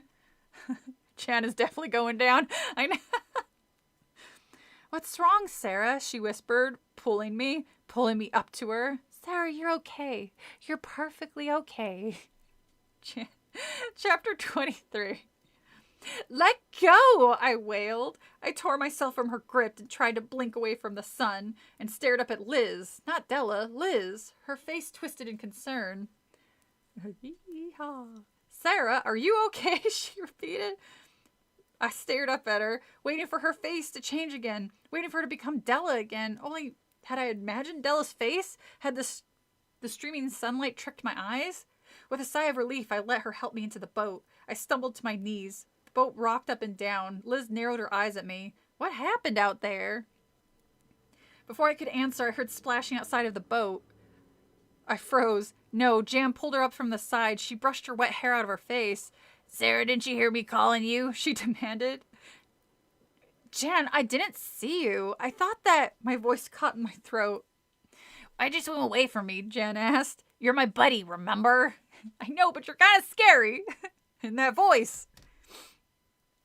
Liz drove me to shore. I changed my clothes and went to see Richard. I found him in his head counselor's office. So there's only 2 counselors for all these kids? That seems kind of dangerous. But then again, as we have learned from the other camps in the Goosebumps, they're just asking to be sued. Just piles of child bodies behind them. He was resting his feet on top of his tiny desk. He twirled a toothpick in his mouth. Hey, Sarah, how's it going, bro? Raw. I'm trying raw. My voice is starting to crack, so I can't do the raw. He flashed me a friendly smile and motioned for me to take a seat in the folding chair across from his desk. I could see his eyes studying me. Hear you're having a little bit of problem in the lake, he said softly. He moved the toothpick to the other side of his mouth. So, what's going on, bruh? I took a deep breath. Should I tell him that there was a ghost girl who's been following me everywhere, who wants me to be her buddy? That doesn't sound crazy, right? She just think I'm nuts, I decided. No! You had a bad shock yesterday, Richard said. Really thought you drowned, bro? That'd be super, super not cool for our camp. He lowered his feet and leaned over his desk toward me. Maybe you went out in the water too soon. Yeah, no shit, Richard. Maybe. Yeah, maybe, I murmured. Then I blurted out the question that was really on my mind. Richard, can you tell me about the girl who drowned here? His mouth dropped open. A toothpick fell onto his lap. I know that a girl drowned in the lake, I insisted. Can you tell me about her? Richard shook his head. Bruh, no girl ever drowned in Camp Cold Lake, I swear. Never. I knew he was lying. That other camp doesn't count. They were in space. More of a boot camp than... Oh, yeah, that's a good point. God, that one. That twist genuinely pissed me off. I was like, what a stupid fucking twist. I had proof, after all. I'd seen Della and talked with her. Richard, please. I really need to know. Tell me about her. He frowned. Bro, why don't you believe me? I'm telling the truth. No campers ever drowned at this. No boys, no girls. I heard a soft sigh behind me. I glanced back and saw Della standing there. I jumped to my feet and pointed. Richard! The girl who drowned is standing right there. Don't you see? No, he wouldn't. Wait, wasn't there another camp story that we read fairly recently? I'm trying to remember. They start blending together after a while. Richard raised his eyes to the doorway. Yeah, he replied softly. I totally see her. Why don't we go see the nurse? Chapter 24. I cried. You see her? I cried. You really do? Richard nodded. He had a solemn expression on his face. If it makes you feel any better, Sarah, I'll say I see her. Oh, what an asshole. But you really don't see her? I demanded. He scratched his sandy-colored hair. No, I don't see anything. I turned back to the doorway. Della grinned at me. Now, sit down. You know, sometimes our minds play tricks on us, especially when we've been through, like, a really bad scare, bruh. I didn't sit down. I stood in front of his desk and stared hard at Della, staring right through her. She's not in my mind. She's right there, I shouted. She's standing right there, Richard. Her name is Della. She drowned at this camp, and now she's trying to drown me, too. Bro, calm down, Richard said gently. He climbed around his desk and put his hand... climbed around his desk and put a hand on my shoulder. Then he led me to the door. I was standing face to face with Della. She stuck her tongue out at me. See, there's like nobody there, Richard said. I sputtered. Why don't you stay away from the lake for a few days? He suggested. You know, just like hang out and relax, so maybe you'll stop seeing little ghost girls everywhere. I knew I wouldn't feel better. I knew I'd still have Della follow me everywhere, trying to make me her buddy. But I sighed. That won't help, I told him. I have a different idea. Pick a sport you haven't tried, Sarah. Pick something really hard, like water skiing, even though I just said you'd probably stay away from the water because you're getting real weird.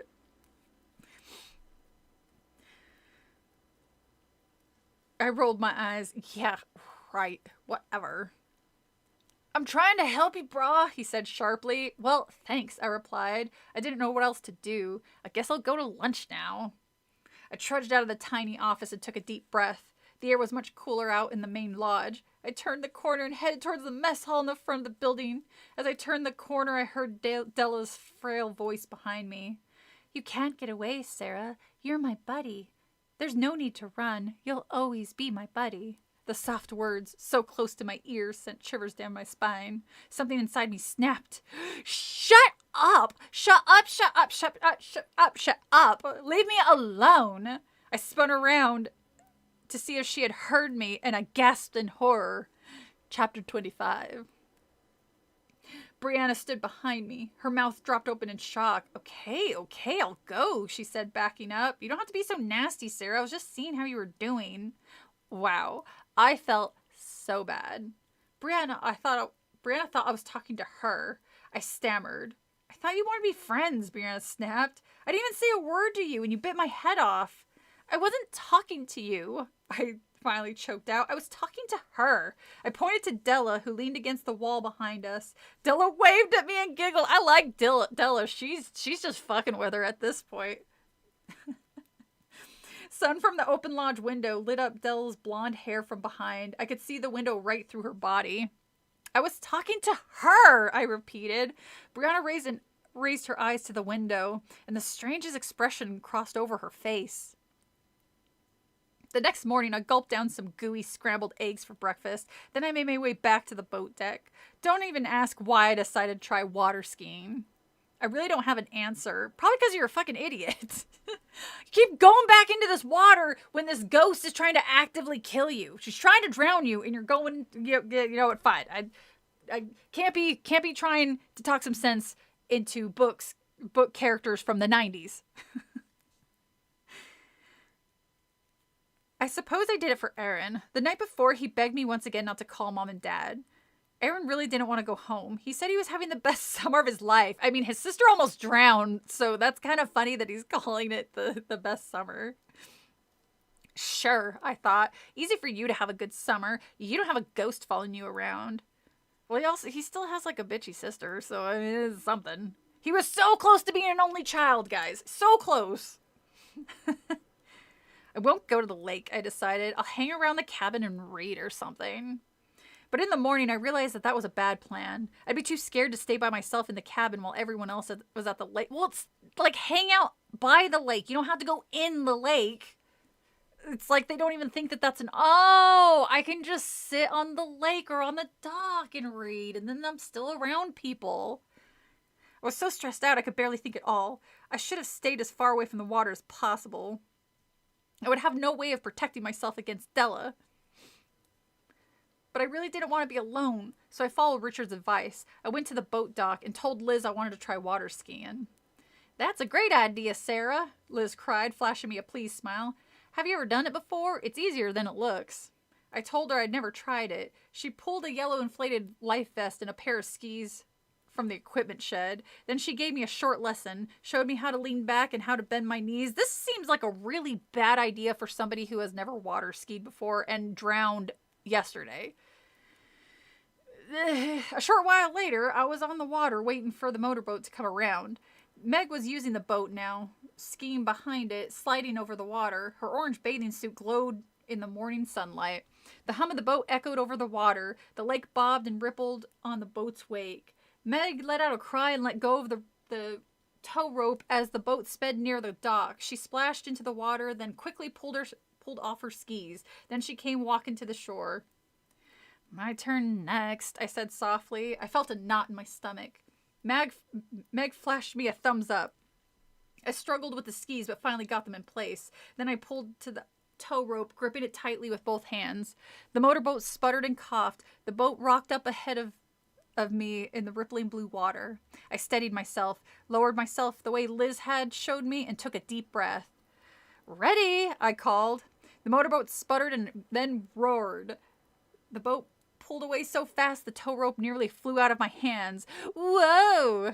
I opened my mouth in a long cry as the rope pulled me up. Yes! The skis bounced over the surface. I bent my knees and gripped the tow rope tightly. I'm doing it, I realized. I'm water skiing. The boat picked up speed. We headed up on the straight line over the sparkling water. The cold spray swept over my face, my hair. I started to lose my balance, tugging myself back up, held on, and kept going. Yes! I cried out loud. What an awesome feeling. Then the driver of the boat turned her head, and I recognized Della's evil grin. Della, in horror, I realized Della had her ghost captain's license. As she worked the controls, Della's white blonde hair flew up like wings around her pale face. Her blue eyes sparkled like the water. Her grin grew wider as she saw the horror in my face. Turn around! Turn back, please, I begged. She made the boat swerve hard. I nearly toppled over. I gripped the tow rope. My skis slapped the surface. Pain shot up to my knees. The cold spray washed over me. I gasped, struggled to breathe. Della threw her head back and laughed. The sound was drowned out by the roar of the motor. I could see the sky through her body. The sunlight poured through her. Turn around, I screamed. Stop! Where are you taking me? Where? To the afterlife, honey. That's where you're going. I think the real story here is why doesn't the brother want to go home so badly? Like, what's going on in the whole homestead? He might be just having, like, too much fun. He's like, well, I mean, she sucks. Chapter 26. This is another one that's like a paragraph long. Della didn't answer, turned away from me, her hair flying wildly behind her head. The boat bounced over the water, sending up tall waves of foam and spray. The waves splashed over me, chilling me, blinding me.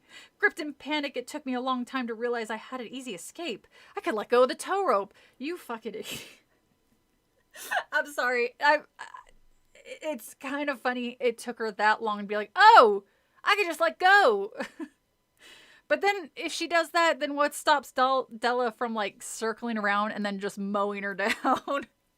I let go of the tow rope. My hand shot up. The tow rope snapped against the water. I skidded for a few seconds, my arms thrashing wildly, and then I toppled over and sank. The life vest pulled me back up, and I bounced on the surface, gasping and spitting out water. My heart pounded. I felt so dizzy. The bright sunlight seemed to surround me. Which way was up? Which way was the shore? I spun around and saw the motorboat in the distance. You didn't get me this time, I called Della. But then I froze as the boat began to turn. I was joking. Della swerved the boat, kicking up tall waves of white water, swerved it back around and pointed it to me. I gasped as I heard the motor roar. I bobbed helplessly in the water. The boat picked up speed, skipping over the rippling surface. She's coming for me, I thought.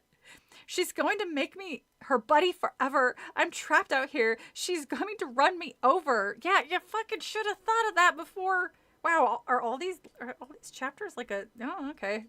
Chapter 27 is also like a paragraph long. Why just condense them? I treaded water, watching in horror as the boat sped towards me. I've got to dive under it, I realized. The only way to escape is down. Are the skis still attached to her? I don't remember reading that. I was like, how are you going to do that? I took a deep breath, every muscle tense, and I knew I had to time my dive perfectly. The boat roared closer. I could see Della crouched over the motor, guiding the boat, aiming it. I took another deep breath, and then I realized I couldn't dive. The life vest! It was holding me up. No way I could plunge beneath the surface. With a cry, I grabbed the front of the vest with both hands and tugged. I can't do this, I realized. I can't get this thing off in time. The water rocked harder as the boat sped nearer. The whole lake seemed to tilt and spin. The boat is going to tear me to pieces, I thought. I pulled at the vest, pushed it. Please, slide over my head. No time. I can't dive. The motorboat roared, drowned out my scream. With a frantic tug, I pulled my life vest up over my shoulders. Too late. The front of the boat bounced over me. Then the whirling motor...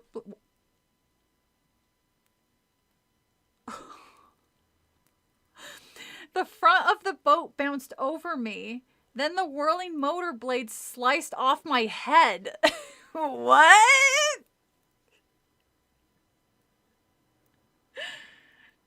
Wow. That would be funny if that was like the last one. I was like, oh, well, the ghost won this time. Chapter 28. I waited for the pain, the darkness. The cold water swirled around me, blue, then green. Choking on a mouthful of water, I thrashed up the surface, struggling to breathe. I let the waves rock me back and forth. The life vest, I choked out. I held half of the vest in each hand. The motor blades had sliced the life vest in two. Yeah, that would... I could see how you would confuse the life vest with your own fucking head. Nice work there, Sarah Moss. I tossed the two pieces away and started to laugh. I'm alive, I cried out. I'm still alive. I turned and saw the boat speeding across the lake. Did Della think she won? I didn't care. I spun around and found the shore and started to swim. My close call gave me new energy. A strong rocking current helped push me back to camp. I heard the girls calling to me as I stumbled into the grass and saw Liz jogging quickly over. Sarah, she cried. Sarah, wait! I ignored them all. I started to run. I knew what I had to do. I had to get away from the camp. I had to get away as fast as I could. I wasn't safe here. Not as long as Della wanted me to be her buddy. All this because she wanted attention. I mean, both are equally dense. Yeah, they kind of seem like a match made in afterlife. Because I don't know where they're going to be going after this. Because they both seem not that great. This ghost is so desperate. She's being more proactive than she has been before. It's like, have you thought about doing this before? Just dragging Kid via Jason, just dragging them underwater? I burst into the cabin and tore off my wet swimsuit, tossed it on the floor, and frantically pulled on shorts and a t-shirt. I swept my wet hair behind my both hands, tugged on my socks and my sneakers. I gotta get away. Gotta get away. Undead lesbians. Good for them. What do I do? Where do I go? I'll run through the woods into the town on the other side, I decided. I'll call Mom and Dad. I'll tell them I'm hiding in town. I'll tell them they'll pick me up there. I stopped at the doorway. Should I tell Aaron? No way, I decided. He'll only try to stop me. I'll get a message to Aaron from town, I decided. I'll tell him where I am, but not until I'm safe. Not until I'm far away from this place. Maybe he had a chapter minute. That's what I'm kind of assuming what happened there. I poked my head out of the cabin and searched around, making sure that the coast was clear. Then I stepped outside and made my way around the back and ran into Brianna. She narrowed her eyes at me, studying my face. You're going? She asked quietly. I nodded. Yes, I'm going. Once again, Brianna's expression changed. The light in her eyes seemed to fade. Good luck, she whispered. Chapter 29, we've got two... Not enough story. Yeah. Why is she acting so weird? I wondered. I didn't have time to think about it. I gave Brianna a wave and then ran past her and headed into the woods. I glanced back as I followed a path between the trees, and I saw Brianna still standing there behind the cabin, watching me. Taking a deep breath, I turned and hurried along the path. The trees overhead cut off a lot of the sunlight. It grew darker and cooler as I ran. A hedge of the sharp burrs and brambles scraped my bare arms and legs as I tried to edge past. I wish I'd worn jeans and a sweatshirt, something that covered me better. My sneakers slipped over thick blankets of dead leaves. I had to skip over fallen tree limbs and clumps of thorny weeds. Tree roots rose up over the path. Dry reeds leaned over me as if trying to grab me. The narrow path divided in two. I paused, breathing hard, deciding which path to take. Would both lead me into town? No, because they're diverging different ways. I held my breath when I heard a voice singing. A bird? No, a soft voice. A girl's voice. Oh no, I moaned, raising my eyes to the sound. I saw Della perched on a low tree limb. She tilted her head from side to side as she sang. Her blue eyes sparkled, gazing down at me. You followed me! God, you're such a loser, Della! How did you know that my voice caught my throat? She giggled. You're my buddy, she replied. We have to stick together.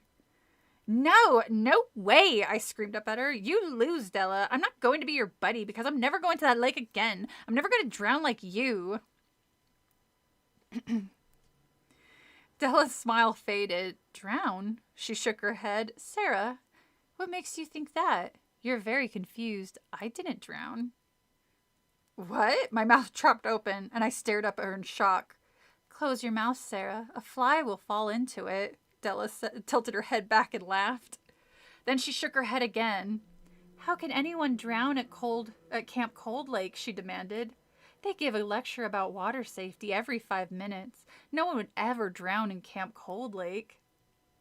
You didn't drown? I cried. Then how did you die? Yeah, that's the most important thing. Seems like cheating. Like double spacing for every 10 pages. Yeah. She rested her hands on the tree limb and leaned forward, peering down at me. I could see through her body. Yes, we know. We get it. She's a fucking ghost. You can see through her. It's a simple story, Stella said with a sigh. One night, I got tired of listening to the water safety lectures at the campfire, so I snuck off into these woods. She swept her hair back with a toss of her head. I made one major mistake, she continued. I didn't know the woods are filled with deadly, poisonous snakes. Venomous! That summer I learned... Yeah, I know. I gasped. These woods? Snakes? Della nodded. It's nearly impossible to cross through these woods without getting bitten. Well, why the fuck is there a camp there then? Those snakes would definitely, slither out of those woods. Especially if they thought there was a food source at the cabin. God damn it. These fucking cabins. Or these fucking camps in this place. Ugh. I died of a snake bite, Sarah. But, I sputtered. Wait, does that mean the snake that was put down her back was poisonous when it's supposed to be venomous? Get rid of him by shitting. Well, she ate a snake and got poisoned. Well, she's just dumb if you do that. But you were always at the lake, I choked out. Why did I always see you at the lake? Because you were always there, dumbass, said Della. Don't you get it? She replied. That was my plan. Make you afraid of the lake, Sarah. Make you terrified of the lake. Because I knew you'd try to escape through the woods. I knew you'd run through the woods and die, just like me, and be my buddy. No, I protested. Sarah, look. Della pointed at the ground. I gazed down and watched a fat black snake curl around my leg. Chapter 30. Oh, we're at the end game. Let's see. Buddies forever, Della sang cheerfully. Buddies forever. I stood frozen, gaping down in horror, watching the fat snake wind itself around me, feeling its warm, dry body scrape over my bare skin. Snakes aren't warm. Cold-blooded! Jesus. No! A low moan escaped my throat as the snake arched its head. It won't hurt that much, Della said brightly. It's like a bee sting, Sarah, that's all. The snake let out a loud hiss. It snapped open its jaws. I felt its body tighten like a warm rope around my leg. Buddies forever, Della sang. Buddies forever. No, Sarah, I'm not... No, Sarah is not your buddy, a voice rang out. I tried to turn toward the voice, but I couldn't move. I felt the snake tighten its hold on my leg. Brianna, I cried, what are you doing here? She hurried out from behind a clump of tall reeds. Wait, is everybody dead? I'm so confused. With one quick motion, she grabbed the snake in one hand, slid it off my leg, and tossed it into the trees. She raised her eyes to Della. Sarah can't be your buddy because she's my What? What? Because she's my buddy. Wait, wasn't What's-Her-Face your buddy? Della's eyes grew wide. She cried out in surprise. She gripped the tree branch to keep from falling. You, she explained. What are you doing here? Yes, it's me, Brianna shouted up to her. I'm back, Della. But how did you? Della's voice trailed off. Can somebody please explain to me what's going on? Because I'm super confused. How are you a ghost, Brianna? You tried to do the same thing to me last year, Brianna said. You tried all summer to make me your buddy. You terrified me, didn't you, Della? Wait. Why did she come back? Brianna uttered an angry cry. You didn't think I'd come back, but I did. I came back this summer to protect the next girl. Well, I mean, that's pretty admirable of you there, Brianna. No, Della wailed. I finally understood. I stepped up to the tree beside Brianna.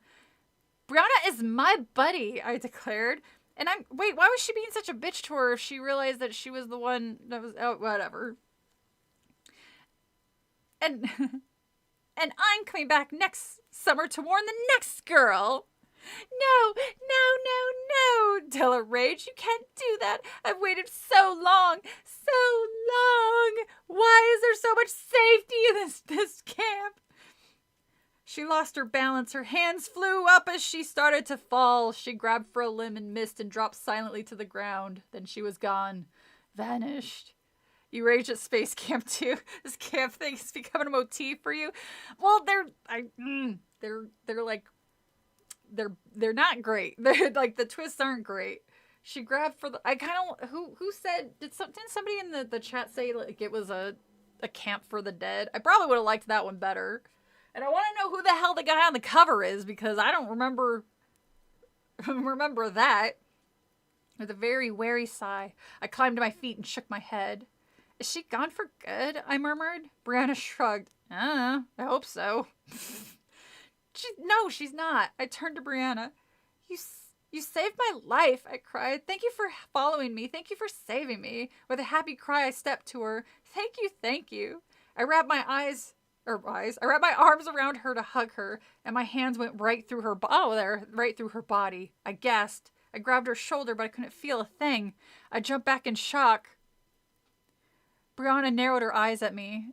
Della killed me last summer, Sarah, she said softly. On the last day, but I didn't want to be her buddy. I just never liked her. Wow.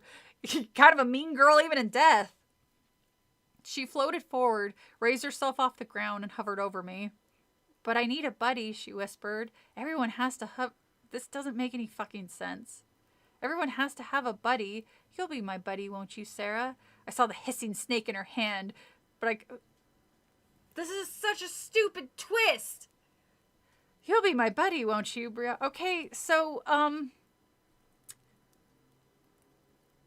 that's Sarah on the cover. Question.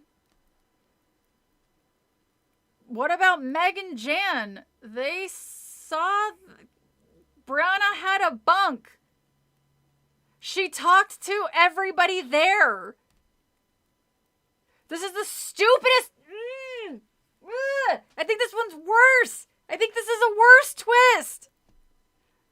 This is the worst twist in a space camp. It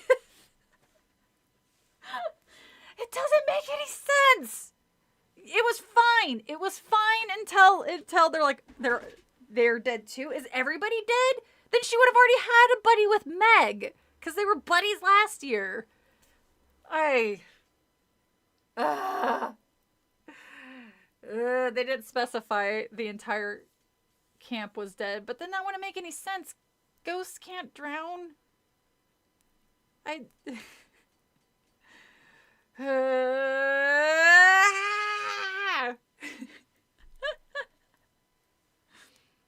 You'll be my buddy forever. Friends to the end. Ha ha ha ha ha.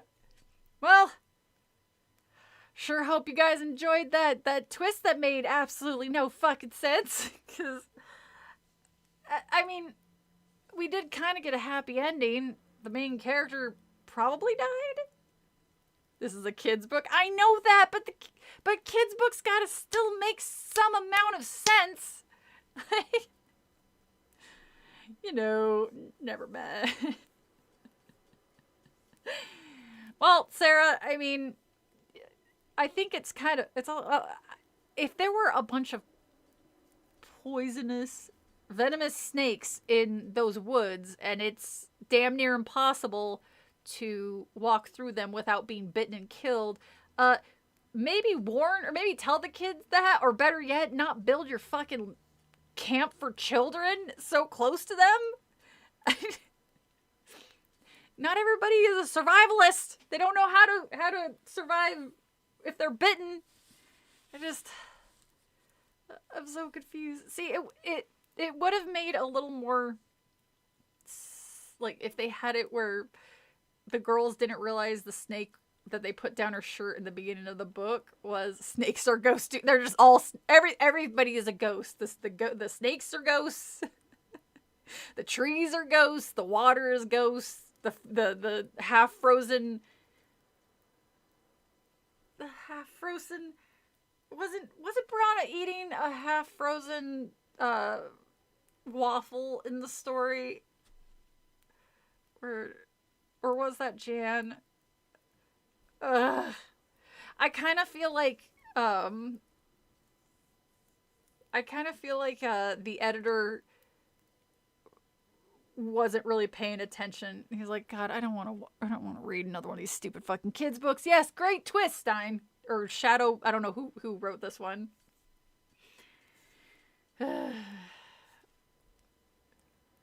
Nope, I want to read about the author now.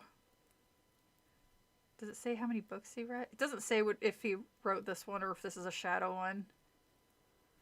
I'd probably have to look. Oh, you know what? 1997, really? Wow. First printed in July 1997. I didn't know they were going for that long. The story is alive in all of our hearts. That's one the dummy one, Slappy.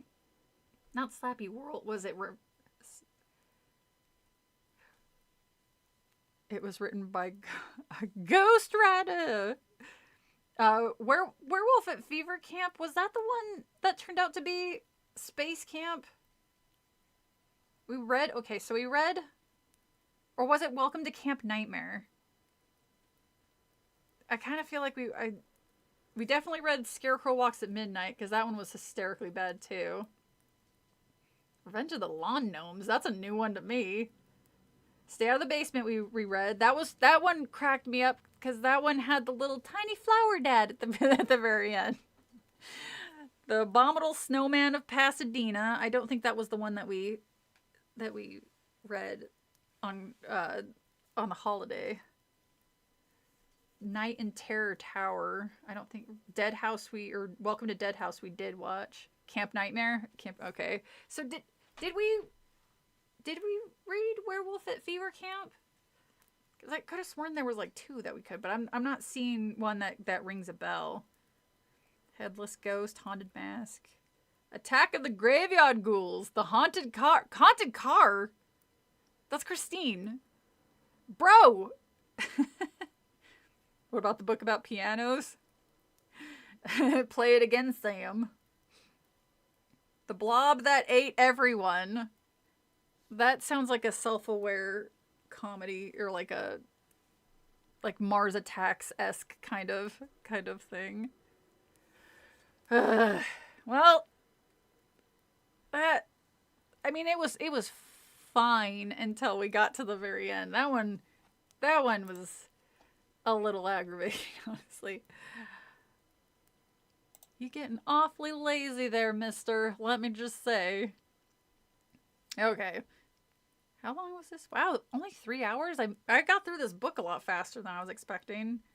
But unfortunately, there's nothing else to read.